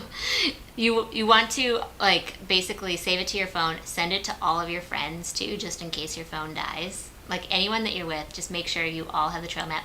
And then there's also trail maps usually at like the trail heads, or when you first enter the state parks. Just take a picture of those maps as well, because sometimes they'll have like updated information that says like this trail is closed or something like that. Fire hazards or whatever is going on. So always check those out regardless. Don't just like go down a path. Yeah. Vega Bonnie is right. Sunscreen should probably be number one actually. Sunscreen and bug spray. I think those two sprays are super. It was number 3 on our list, so we were getting I think it should have been sunscreen and sunglasses. But yeah. Sunscreen's super important. Yeah. Especially like kind of sweat-proof sunscreen if you're doing hiking or like laying on a beach or something like that at the park. Yeah, so those are great, but also then, bug spray as well because, if you have stuff in your hair or whatever, bugs can get attracted to that kind of stuff, so just make sure you spray down for that stuff. Yeah. Ticks, there's a lot of stuff out there that you want to be careful about. The for tick that thing, reason, I hats. always bring a baseball cap when we go hiking. Yeah. And it's funny how I say that to people, and like, I mean, you'll see any picture of me on the internet where we're hiking in like a wooded area. I'm wearing a baseball cap, and do I wear those often in regular life? No, but I really want to avoid getting ticks. So. Yeah. So real quick, Malcolm Hogan has asked about national parks. Are they free to visit? And everybody's responded very quick no. So they're not free to visit, but you can buy an annual pass for relatively affordable. I think it's like $50-something. And I think if you go to 3 parks, it makes it worth it in a year. I think you come out ahead that way because it's usually like $20-something bucks, I think, to enter. So we bought a parks pass in the last year, and we want to get them. It's $80 for the year. It's $80 for the year. Yeah. Okay, so I don't know how. Maybe it's $30 to enter. Because I remember usually it's like $30 to $35. Yeah, so I think it's like if you go to 3 parks, or if you're going for a week, yeah. and you want to go into that park each day, it's worth it. I just want to also say, so Nick Peterson says he'll be staying at the El Rancho Hotel in Gallup, New Mexico, an original Route 66 hotel. I've not stayed in Gallup, but I have been through Gallup. And it is the coolest, like, western town. My specific memory, though, is my family and I went through the drive-through Burger King line in Gallup, New Mexico, and the person in front of us was on horseback.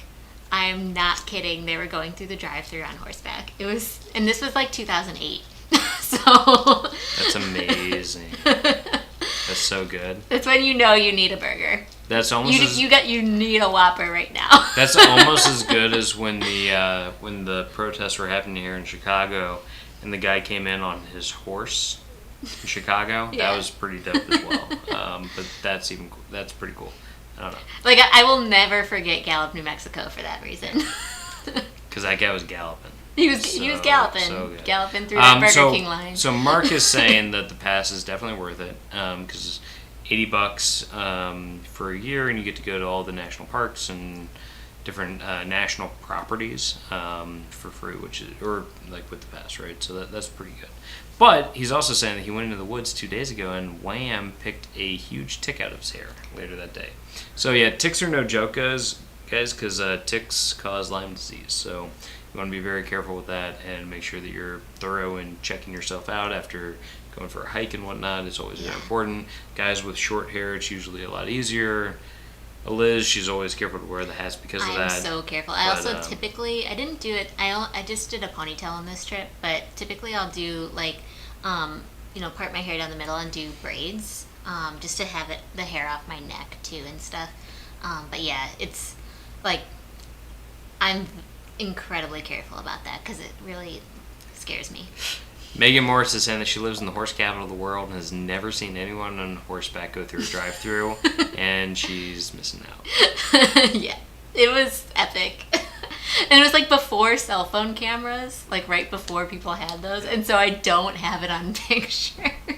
But I promise it happened. It happened. Nick, hopefully it'll happen to Nick so he can document it for us.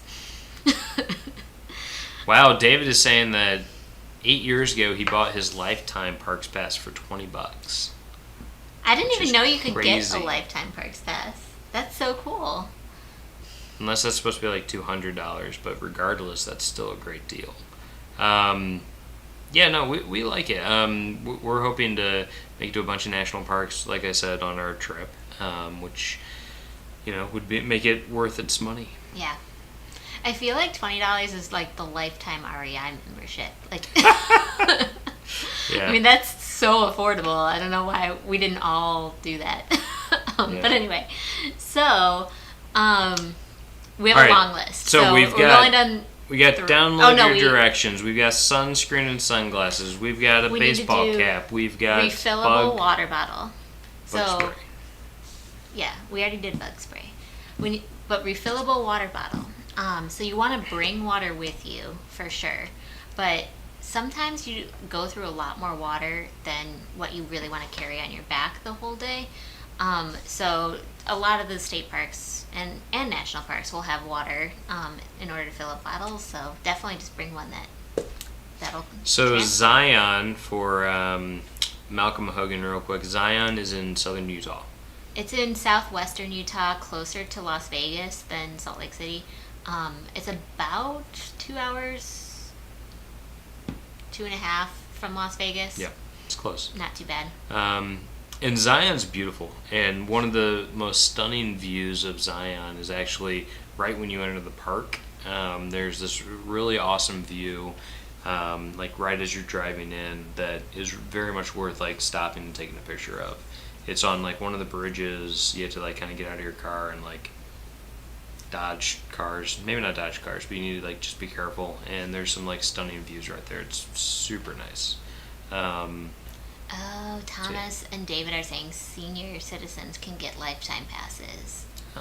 I'm gonna have to tell my parents that, because I'm assuming that's like 65 and up, and they're 65 and up. I won't tell their exact ages because they're not here to defend themselves. They aren't here to consent. Anyway, so also I would bring like obviously any medications that you would need, but also allergy medications, just because you're going to be probably exposed to a lot more just nature than you're used to, and you never know if you're going to be allergic to something, and especially if like let's say you come across poison ivy or just like some sort of thing that you're allergic to, having like Benadryl on you at minimum is going to be really, really helpful between the time that you get exposed and getting to another place. Yeah, that or calamine lotion, stuff like that. Yeah. Like being able to like, if you have like wet wipes or something like that, so you can like wipe down the areas that you think you got hit with to try to get the stuff off of you so it doesn't spread. All that stuff's really, really, important.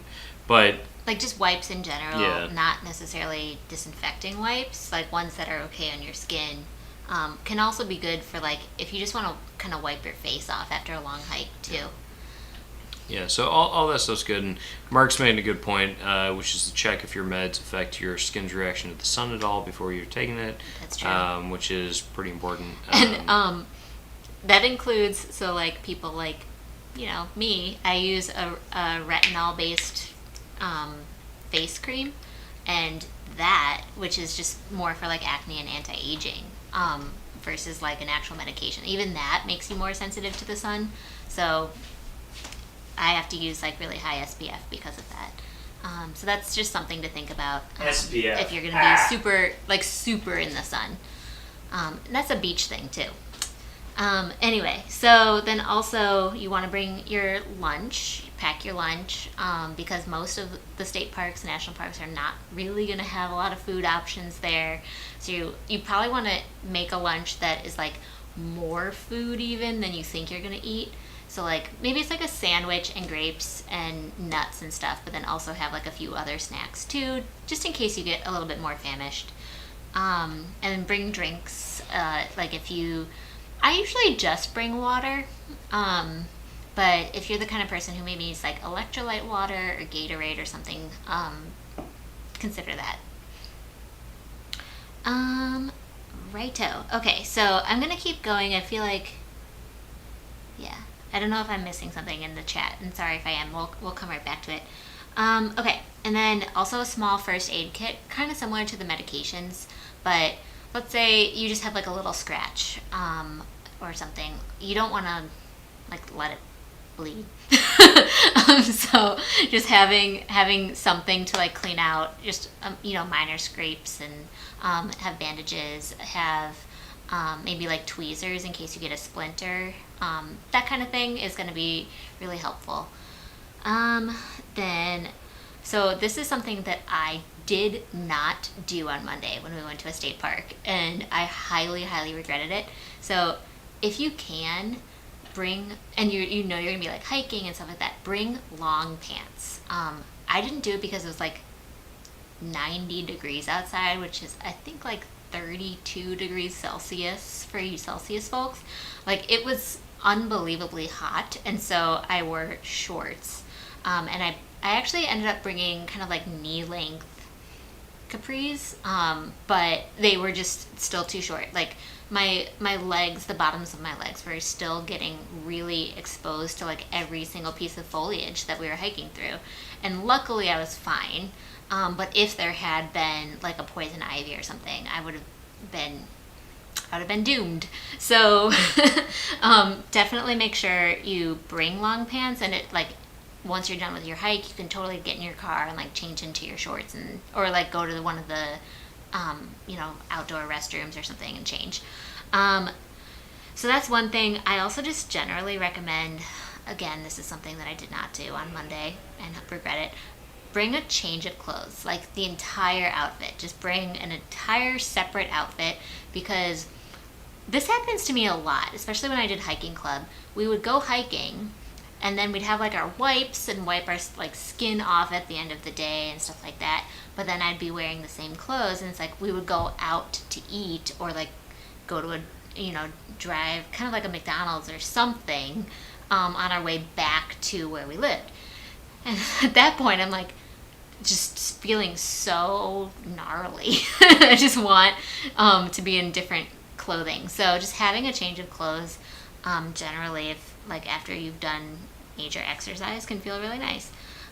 So highly, highly recommend that.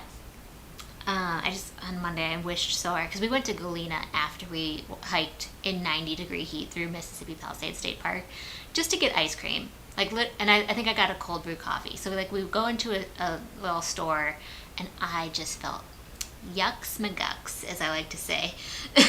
And I wish that I'd changed a shirt. Alright, so then there's also bringing layers too, especially like in the shoulder seasons. Probably if it's 90 degrees outside, you don't really need to worry about that too much. But if you're going somewhere like in the springtime or the fall, bringing a lot of layers is going to be important, especially if there's going to be changes in elevation, because at the parking lot, maybe it's at like the lowest point once you get into the trees, maybe it's going to get a lot colder, or once you get higher elevation, it'll get colder. So definitely something to think about. Where are we? We're on layers. We're talking about layers and how important that is. Like so Derek and I hiked Mount Snowdon in Snowdonia National Park in Wales, and thank God we brought layers, because at the beginning of the hike, all we had was like t-shirt, capris, and like a beanie.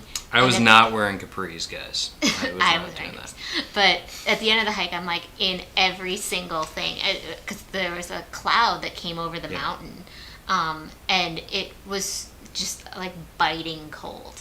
Like we were in the cloud. Yeah, so I mean, if there's elevation changes, definitely like layers are super important, and we saw that we saw that there. We saw that in Seattle. We've seen that in a number of different places. So it's definitely important.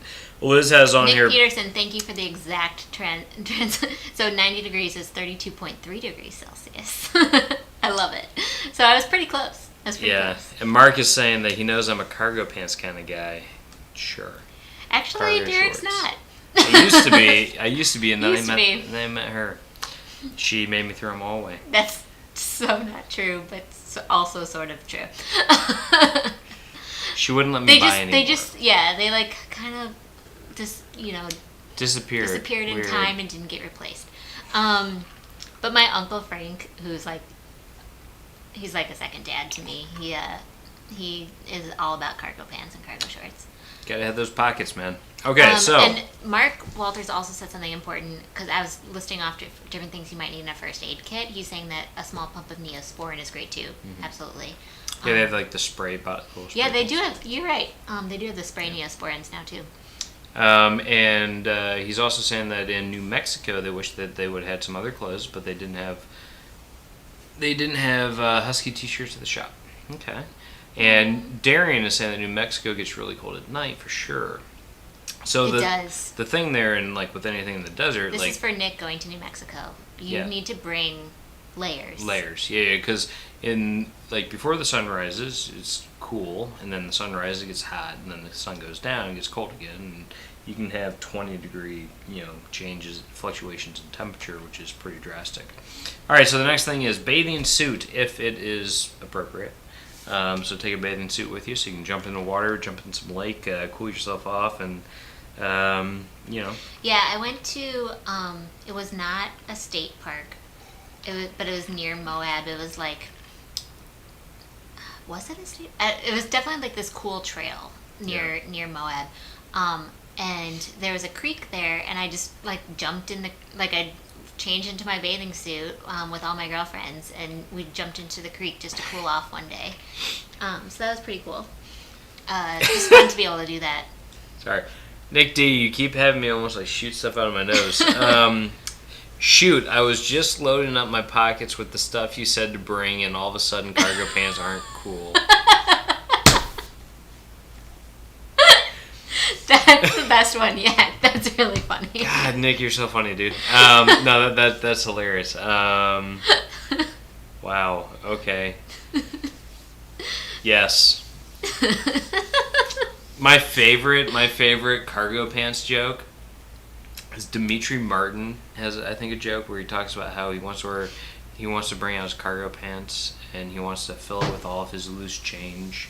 And the next time he gets asked for spare change from a homeless guy, he's like, "It's your lucky day," and just tossing change in the air and stuff, which would be a lot of fun. But yeah, no, cargo pants, why not? Yeah. So another one is good for hikes. Bring your phone charger, and then also a portable charger device as well, if you feel like it's not too heavy and stuff. Nothing's worse than running out of battery, especially if you're not near anything like that. What's very common is that, like I was saying before, you're not going to have a lot of cell phone service, and so your phone is constantly searching for signal, and it uses up the battery even faster when it does that. So unless you turn it on airplane mode and you're just whatever, I'm here for the hike, you probably won't need it then if you have it on airplane mode, but otherwise you're likely going to have a little bit of a strained battery. So Megan Morris says that her hubby is not a shopper but needs new shorts for the summer. The only coaching that she gave him was no to cargo or denim. You mean jorts? So no jorts and no cargo pants. Oh, man. Although I feel like European men wear jorts and they like sometimes pull it off, but not in America. Not in America. Maybe. Anywho, Photography vest is cool for lots of pockets. Yeah, I've never worn those. Also, like a fly fishing vest has a lot of pockets, which and is kind of fun. safari, I think, kind of typically has those too. They might all be the same vest. Yeah. Neither of us own them yet. Yeah, and Michael Mon says, yeah, sorry, no cargo, anything in my wardrobe, but then I'm that guy wearing a backpack everywhere. Michael Mon, as long as you're wearing a backpack and not a fanny pack. Although, I guess a bum bag, as they call it in Europe, is really cool in the festival circuit, so that's nice. Derek will wear his Osprey backpack when hiking, but it is a little bit big. Oh. So we're kind It of... also has room for if you want like those bladder camelback you can put in there and stuff. There's a chance that we might have him get like a smaller bag, just for our... More of like a day tripper. Yeah. Just for our future travels. So that's the thing. Backpack. Bring a backpack. Load it up with stuff. Snacks and waters and all that good stuff. Yep. Backpack, especially a backpack that has like a thing that like goes around. Means something totally different here. Yeah. That's why it's not called that in the UK either. It's called a bum bag. Yeah.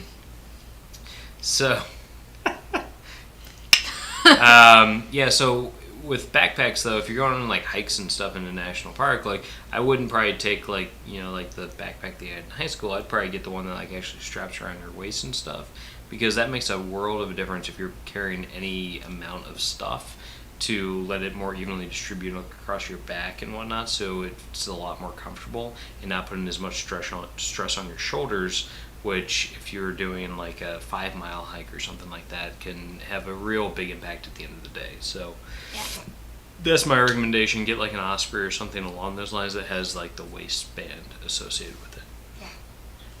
Next, so one thing that we regretted doing on Monday, because we just didn't know what to expect, and like we mentioned before, we thought we were going to Wisconsin, a totally different park, and then we ended up going to the Mississippi River in Illinois. We didn't have the right shoes. I had only brought like my Nike running shoes, and I really wish that I had brought, just because of the elevation and stuff, I really wish I had brought my hiking shoes. So hiking shoes, like, they are kind of a pain. They're a little bit heavier, but if you're going to be hiking on trails longer than like a mile, definitely, you can't go wrong because they give you a lot more arch support and ankle support.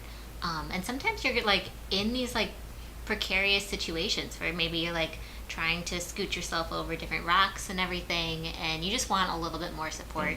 And especially like on the soles of your shoes, because I've had my running shoes now for a couple of years, and I feel like maybe they've worn a little bit on the soles. And so there's times where I'm like, wow, I'm so glad it's not like raining, because this would be very, very slippery.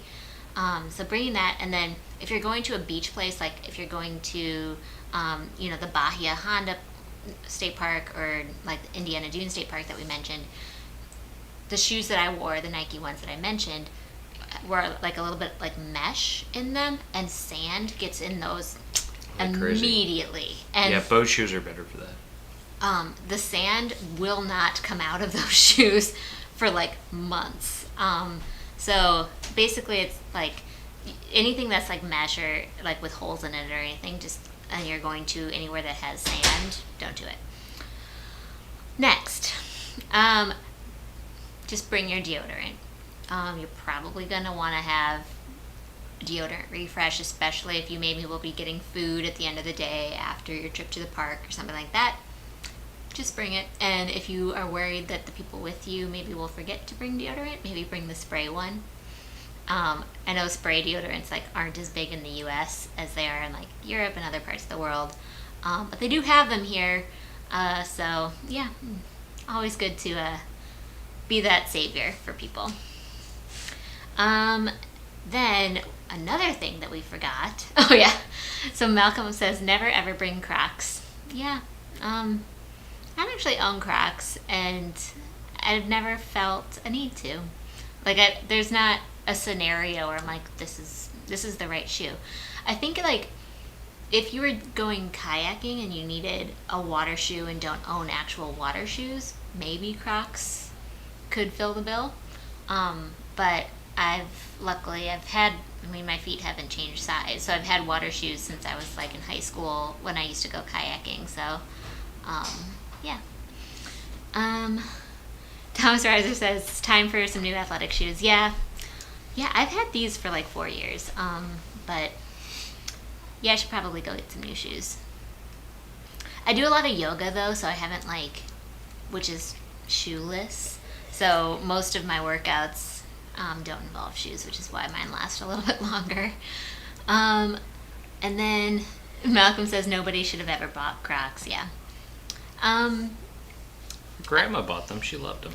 Yeah, I mean, I'm like, my aunt Depends actually has Croc flip-flops, and she's a very fashionable person, but she has arch issues because she used to be a ballerina. And she, she pulls off the Croc flip-flops. I could never see her in, like, the traditional, what's that chef that always wears Crocs? Who is that? He's on, like, Food Network or something. I did not know that But would anyway, be a thing. yeah. Water shoes. Okay, Good so you said deodorant. I heard that. Towels and picnic blanket. Yeah. Did you already said that? Nope. Towels and picnic blanket. So a towel is great because if you don't have a change of clothes, even if you do, you might be sweaty and stuff like that, and you're just getting like immediately back on the road. Putting down a towel Mark makes Walters so says you don't get it's Mario Batali. Yes. Mario Batali. I've got issues with him, but okay. He said some. Yeah. Not a big fan. Moving but on. yeah, we're not gonna get into that. Way to kill your outfit of the day. Yep. That's Crocs for when you absolutely need to slip on the slightest of wet floors. I could just see it now though. Like, can you imagine her putting out like an outfit of the day and she's wearing she's rocking this, and then it pans down to like bright neon green Crocs. That'd be good, guys. I like it. Okay, but towels and a blanket. So towels are important because you put that down in your seat so you don't get all nasty in your car. And then a picnic blanket. We wish we had brought towels on Monday because it was so hot. Yeah, and like if we had to park our car where the seats were just in the sun, having a towel, thankfully I brought a sweatshirt, so I put my sweatshirt down. But if we had towels, we could have put them on the seats of our car, so that way it wouldn't be burning our tushies when we got in. And obviously, if you go to a lake or something like that, and you have swim trunks or anything else that's wet, getting that onto your leather seat, or if you have a fabric seat or anything like that, I mean that smell is gonna stay in a car. So you just want to be careful with that. Picnic blankets, obviously, if you're gonna eat out while you're somewhere, putting that down makes it way more comfortable, so you can sit on the ground, mulch, whatever, and not have to worry about all that. You can at least keep all the debris to the rug as opposed to yourself. So that's an important little thing to bring, which we didn't think about. Luckily, there were picnic areas in the park that we went to, so we were able to sit down. The picnic benches were because I was wearing shorts, the benches themselves had been painted probably 40 years ago, and they were kind of peeling stuff off. So it would have been nice to be able to put something down on that.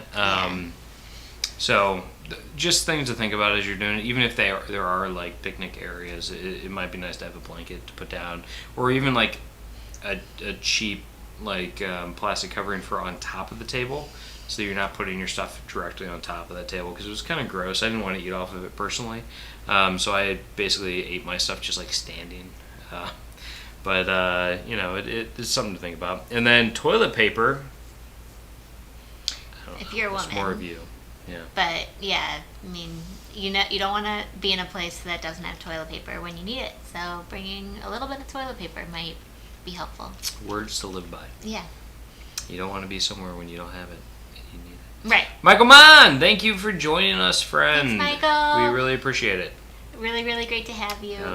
Let us know if you have any cool parks that haven't been mentioned and you think we should check out, even if it's not a park, just a place. Yeah. Okay, and the last thing, the important thing that everybody should take everywhere with them, no matter where they're going, is COVID prevention stuff. So mask, hand sanitizer, wipes, etc. Things like that you want to use to make sure you are staying safe and are being a conscientious citizen. So. Because you might assume that you're going to be going somewhere that you are easily able to socially distance, but like, it's not always the case. Let's say let's say you're on a trail and the trail is a loop, which did happen to us on the Sunset Trail on Monday. If we chose to go one way and somebody else had chosen to go another way, then had to pass the person. Yeah, you would have had to pass the person. Yeah. And there would have been nowhere to social distance. So. Nick D, as a man, I also enjoy having toilet paper. Yes, Nick, I do too.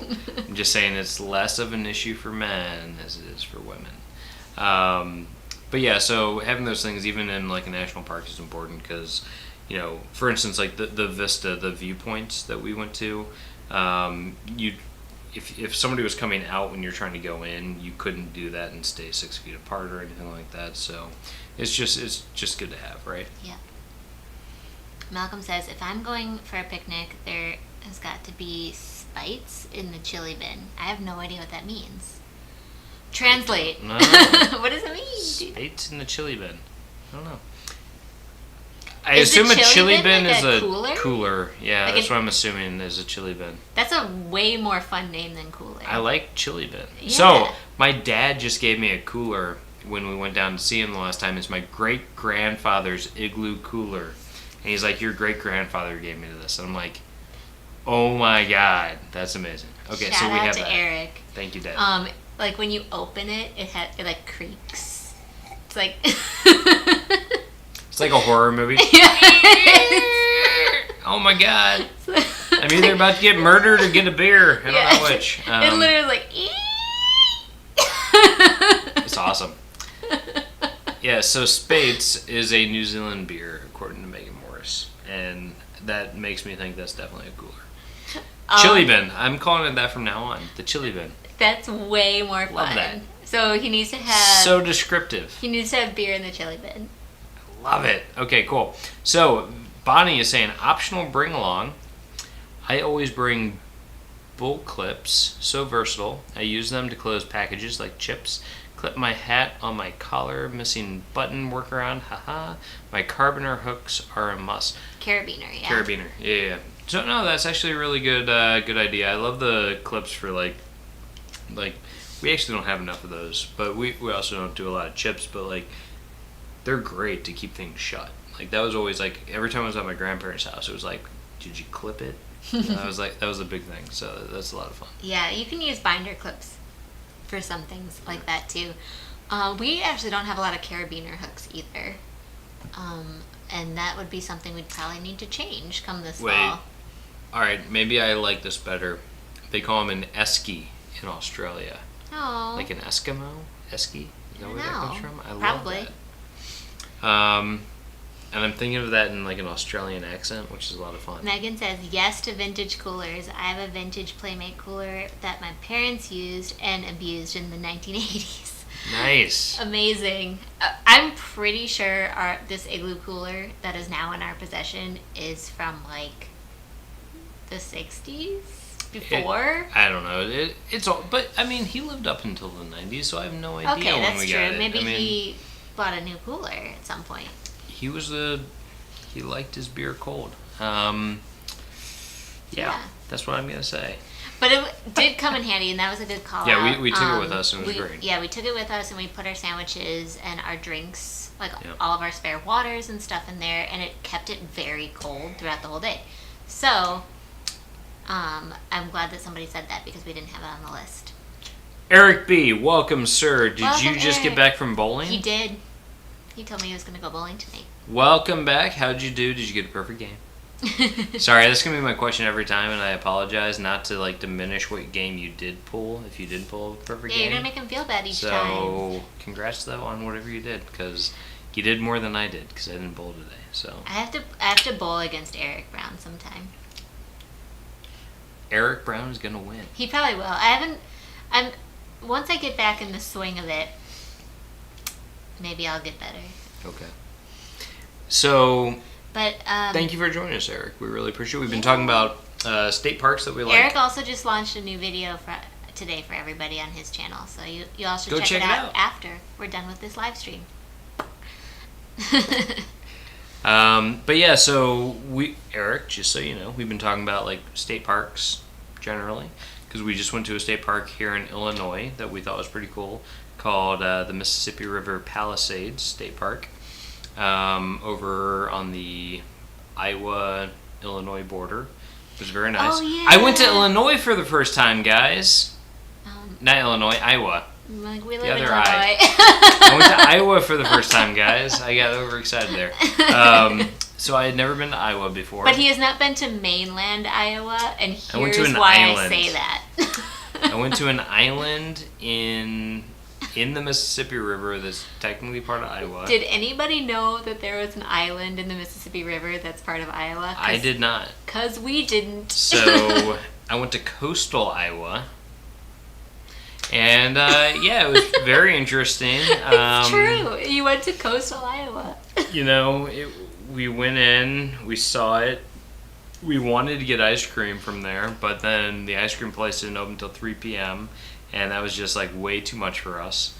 And so we ended up going to Galena so we could get gelato or something. And the rest is history.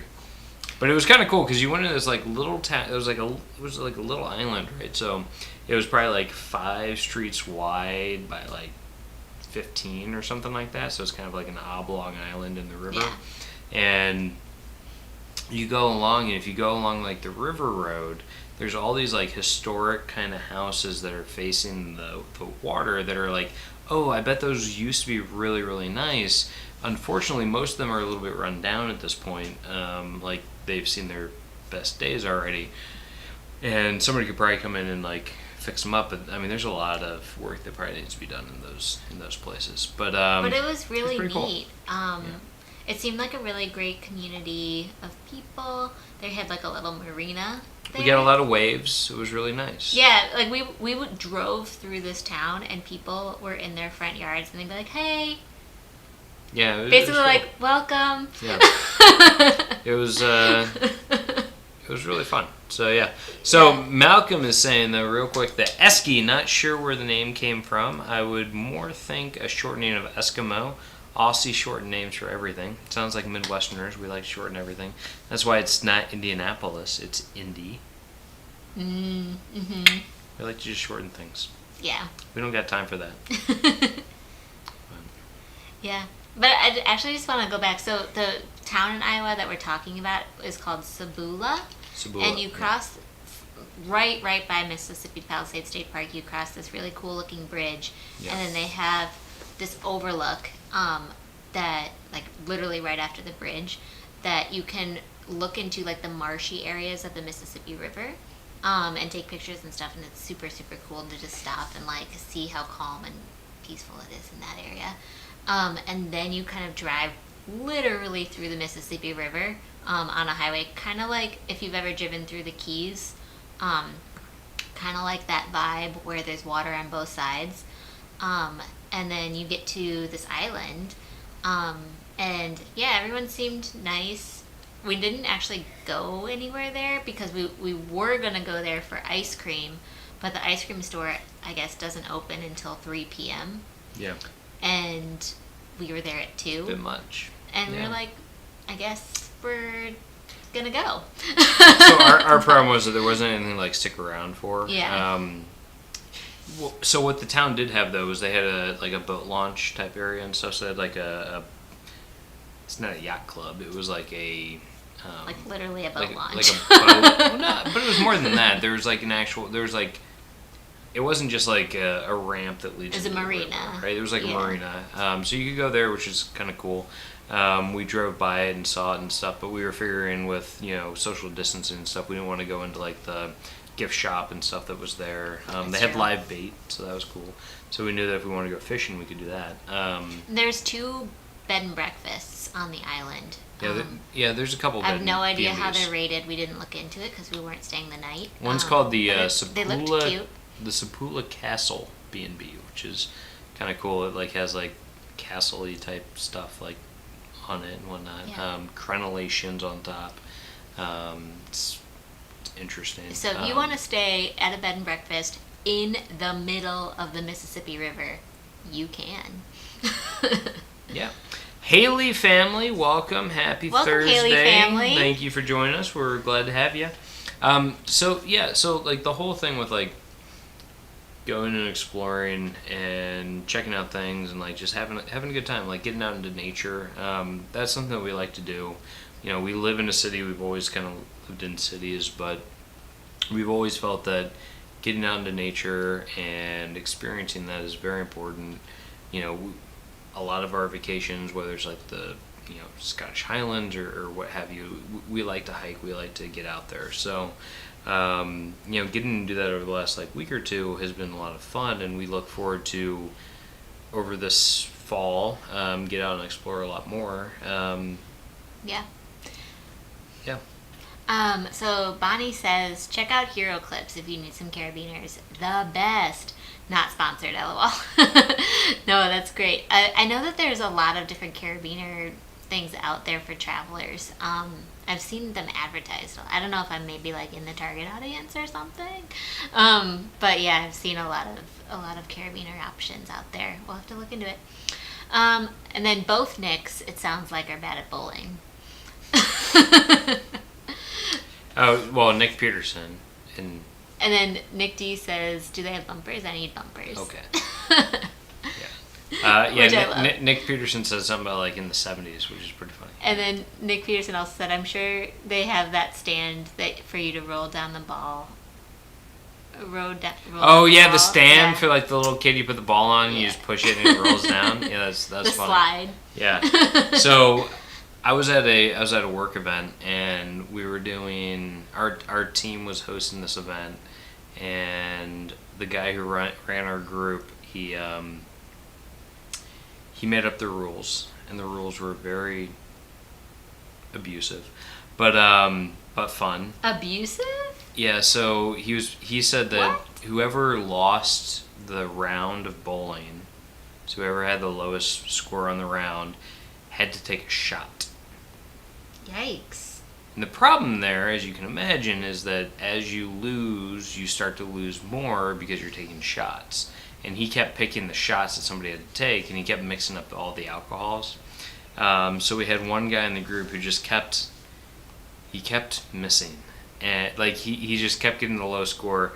And he had to be so this was when we were in New York, and he had to be on a flight to Boston the next day. And I just remember me and the guy who was like above him just kept looking at each other like, this is not gonna end well. Like, this is actually really bad.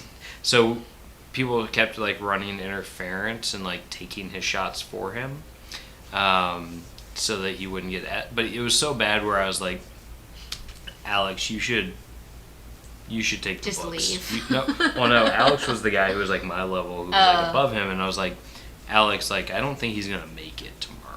Bye, Mark Walters. Thanks for joining. Mark, good to see you. But I was like, so fun to have you on. Like, it was getting bad. He was like going down the alley, like he was like walking on the partitions, trying to like make other people miss shots. It was a good time. No, don't do that at bowling. But Thomas Reiser says he's terrible at bowling too. It was the middle of the week, and we were like the party group on the bowling alley, and it was like a big bowling alley in New York City, and like the people Eric who Brown, were like you working the party group on the bowling alley tonight. The people who were like working the alley thought we were like the greatest thing ever, and like they were loving it. They were like, they just kept coming to watch the shenanigans taking place. And at the end of it, we spent so much money at this place that they gave us like bowling pins to take home that we got to like sign and stuff. It was a blast. Yeah. I don't remember a bowling pin coming home. Good. So I didn't take one home. Oh, okay. We only got like 2. Interesting. One went to the guy who was like really messed up. Then Eric says that when he took bowling in college, he was terrible and had like a 95 average. Where are you going? Oh, okay. He's just getting more alcohol. Yes, I took bowling in high school for like a unit in PE, and I went from being not so good to like pretty good. I feel like once you like get the hang of it, you kind of understand how to do it. But bowling alleys are not open yet here. That's not really an option for us. Oh, they're not? Because I feel like bowling you could do is like semi-social distance if you're like in your family unit bowling together. I'm like, almost that's positive like, they're not open. Because that would be between lanes is 6 feet. All right, don't quote me on it. Maybe they are. So I would imagine you should be able to do that. I don't know. I'm gonna look it up. I don't want to spread fake news. Fake news. So what I will say though is, as we think about what we're going to be doing this fall, and we think about what's open, what we can do, what we can like explore. We're going to be looking to kind of the community. I lied. I think bowling alleys are open here with social distancing protocol. Yeah. So we'll be looking to you guys, and we'll be looking to the community to kind of like help us think through where we're going, what we want to like see, explore, and whatnot. So let us know if you guys like send us DMs, send us private messages and whatnot. If you guys have great ideas for things that we should see, it's something that we really want to hear from you guys. So please, don't hesitate to reach out. And so Bonnie's asking, yeah, do we have a music playlist ready? And our favorite road trip song, and she likes Radar Love Don't, which I don't even know what that is, so you'll have to fill me in. But we always listen to either classic rock, such as like Queen, the Eagles, AC/DC, all that, or country. Big Eric Church fans, just country playlists in general make us happy. And then we'll listen to podcasts too. And probably if we're doing longer road trips this fall, we'll end up doing like audiobooks and stuff. So if you guys She wants to listen to Harry Potter. I do want to listen. I want to listen to like all of the Harry Potter books on audiobook. I think that would be super fun. But I've never listened to them. I've only read them and watched the movies. Yeah. So we'll see what we end up doing. But yeah, we have a number of like Spotify stuff that we listen to for our stuff. Eliz, so I typically am the one doing the driving. I will say that when we were going to Mississippi Palisades, it was a long day of driving. So towards the end, I had Eliz take over the driving responsibilities, and luckily Megan was there to play DJ because I'm a terrible DJ. And I'm like a really good. But DJ. She's good at it, so she knows though when I'm driving and I'm doing like a big drive, it's I need things I can sing to.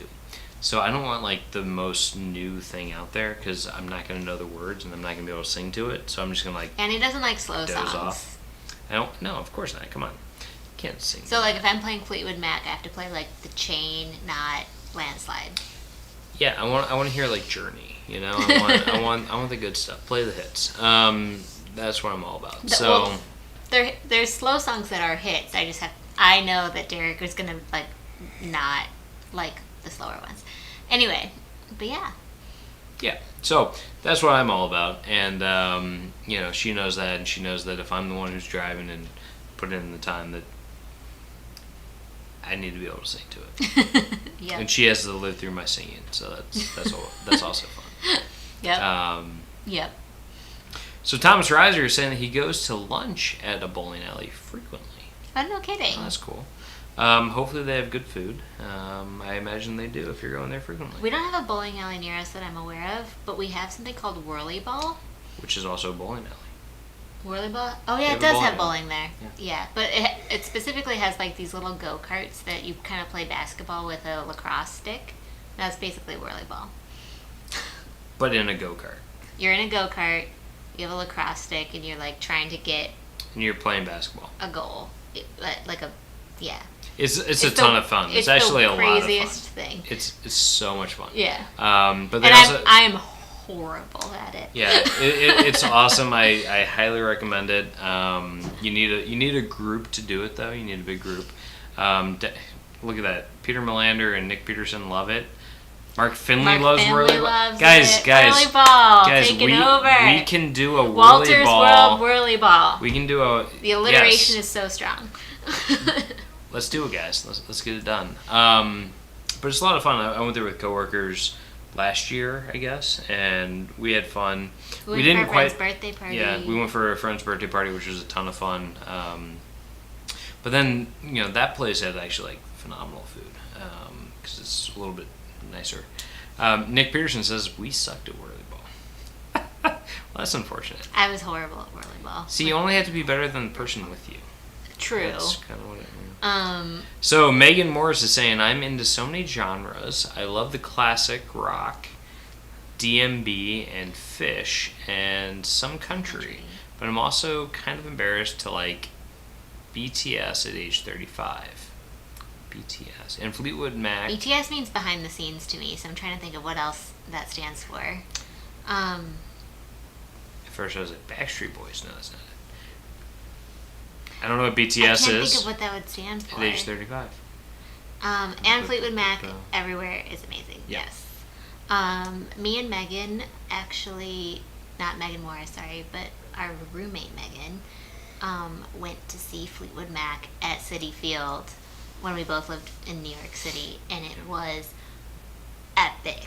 It was so much fun. Did you all see Earth, Wind, and Fire? Yeah, so that concert was Earth, Wind, and Fire, Journey, and Fleetwood Mac. Which is crazy. You guys. That's a crazy lineup. You guys. It was the best. The freaking best. Journey? Yeah. That's awesome. So... Well, of course, Journey has a new lead singer now, but... They all do at this point. No, it was all the original Fleetwood Mac Well, crew. no. And basically... I'm saying the Eagles and... True. Queen. Yeah. But, after the show, I'm pretty sure Fleetwood Mac said, yet again, oh, we're never touring together again. So, I saw them when they still decided that they were going to try to make it work. So, on our drive to Palisades, on our way back, we were listening to Tom Petty, quite a bit of Tom Petty.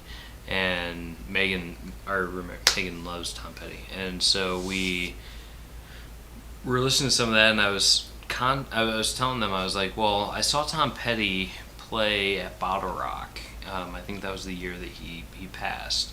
And my reaction to that was that I had forgotten how many hit songs he had.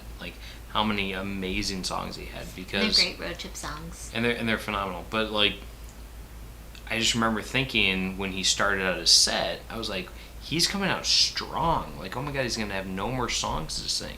And it's he just kept going with hit after hit after. And I'm like, oh my God, every song is amazing and I know all the words. And I was like, it's amazing. So, Tom Petty, awesome, huge fan, and, R.I.P.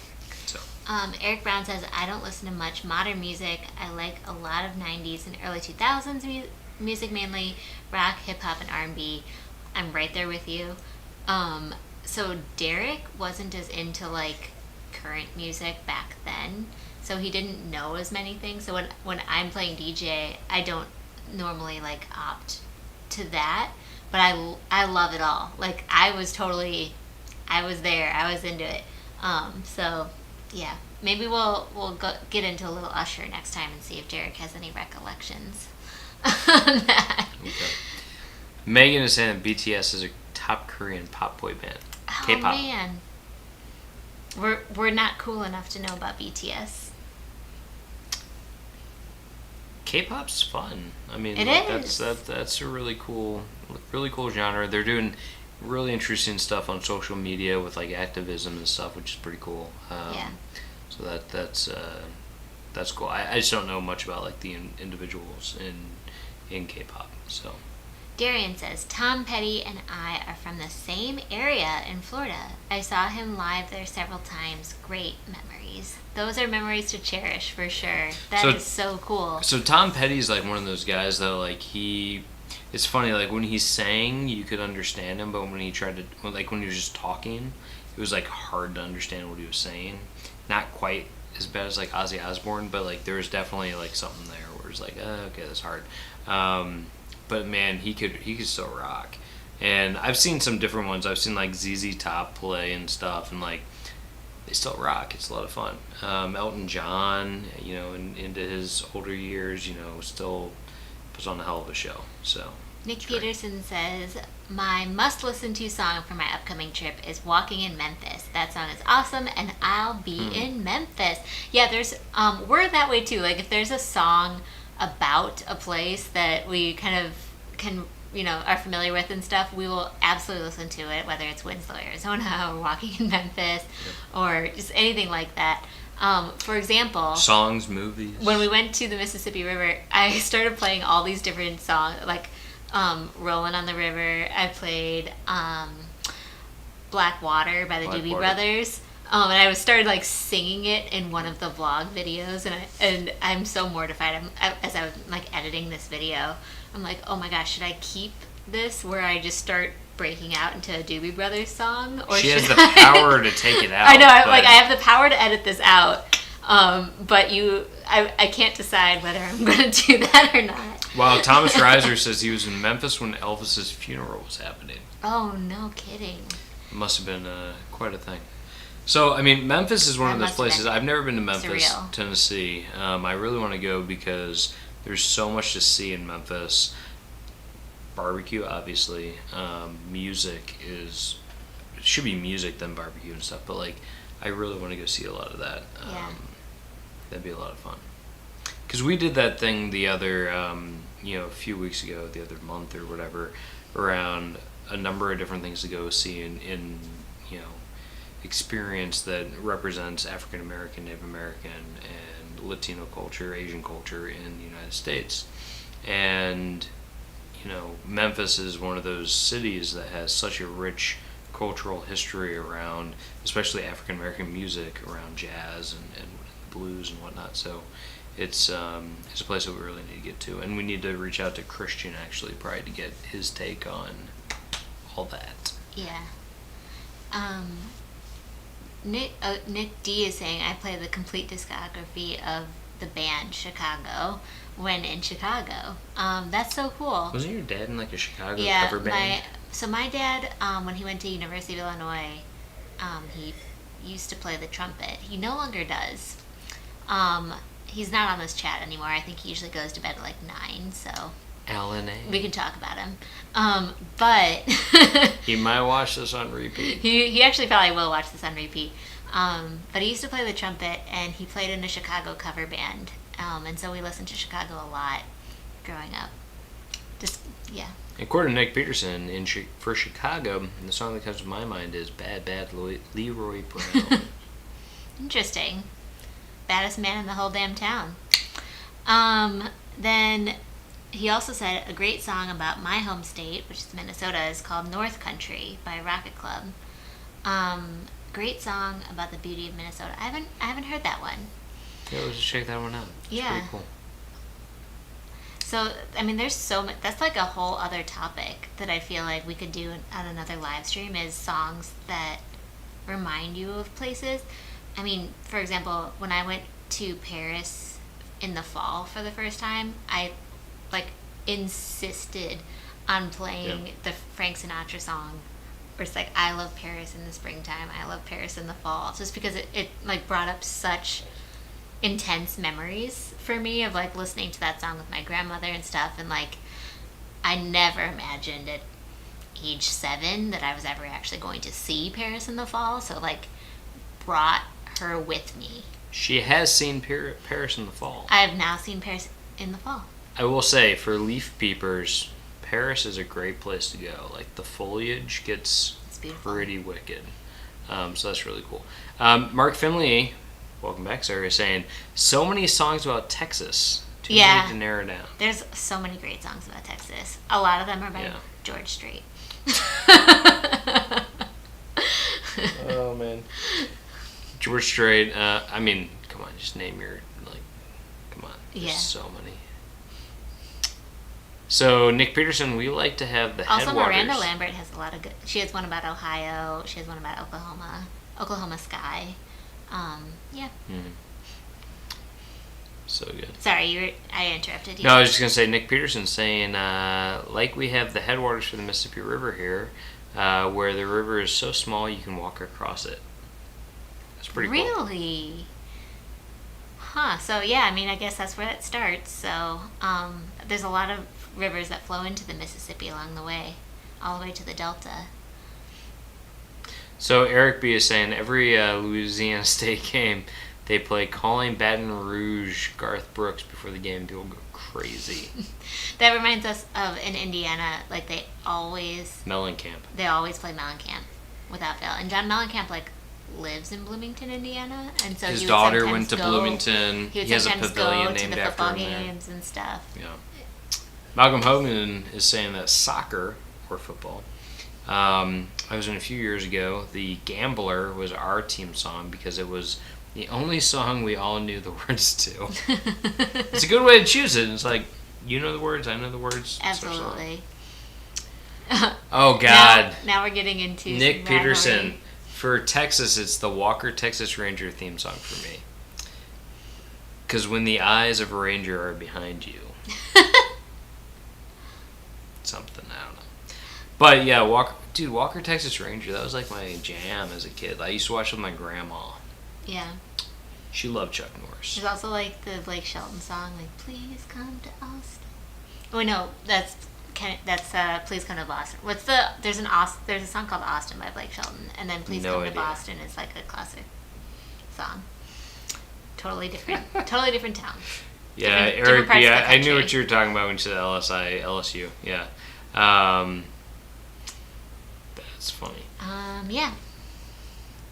So Mark Finley's saying there's a song called "Come Back to Texas" by Bowling for Soup that is amazing.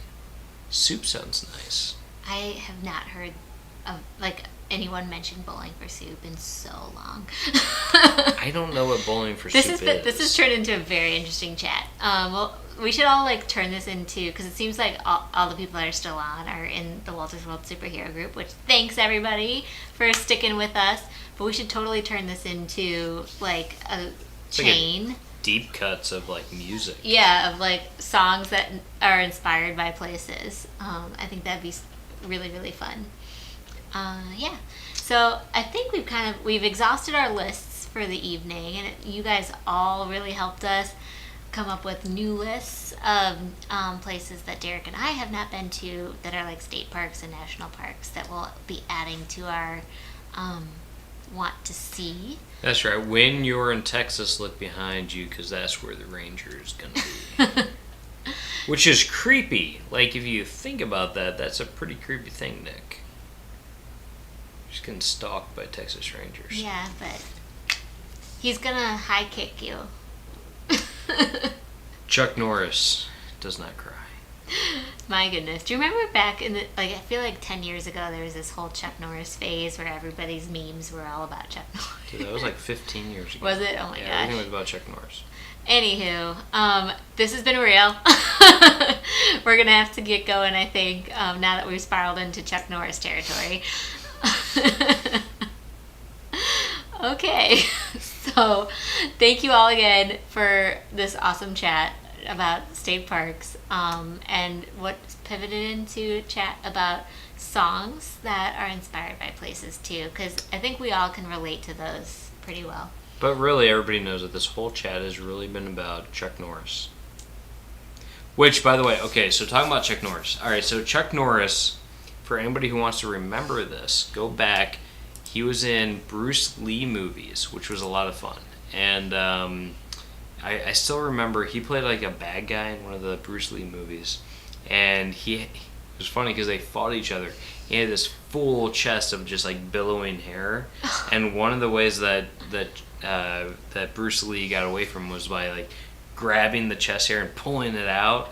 It was brutal, but awesome at the same time. I feel just so everybody knows, Derek did taekwondo and stuff as growing up, and he's super into those types of I used to love the martial arts movies, all the Bruce Lee movies, Jackie Chan, Drunken Master, all that. Is with you on Bruce Lee movies. Bruce Lee.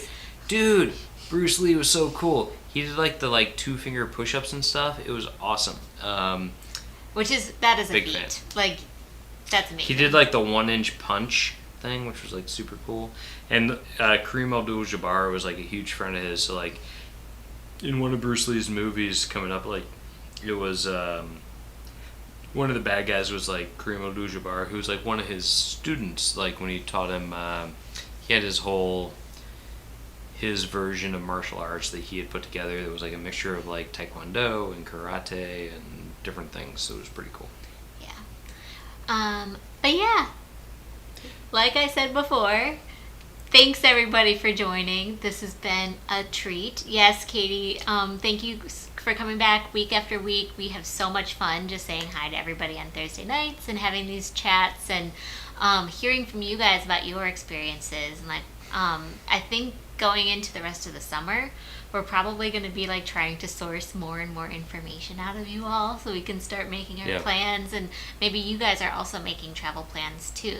Keep us posted like where you guys are thinking about going, and if you are planning on going anywhere, and we can all trade information and connect, obviously on Thursdays, but also other times of the week on social media.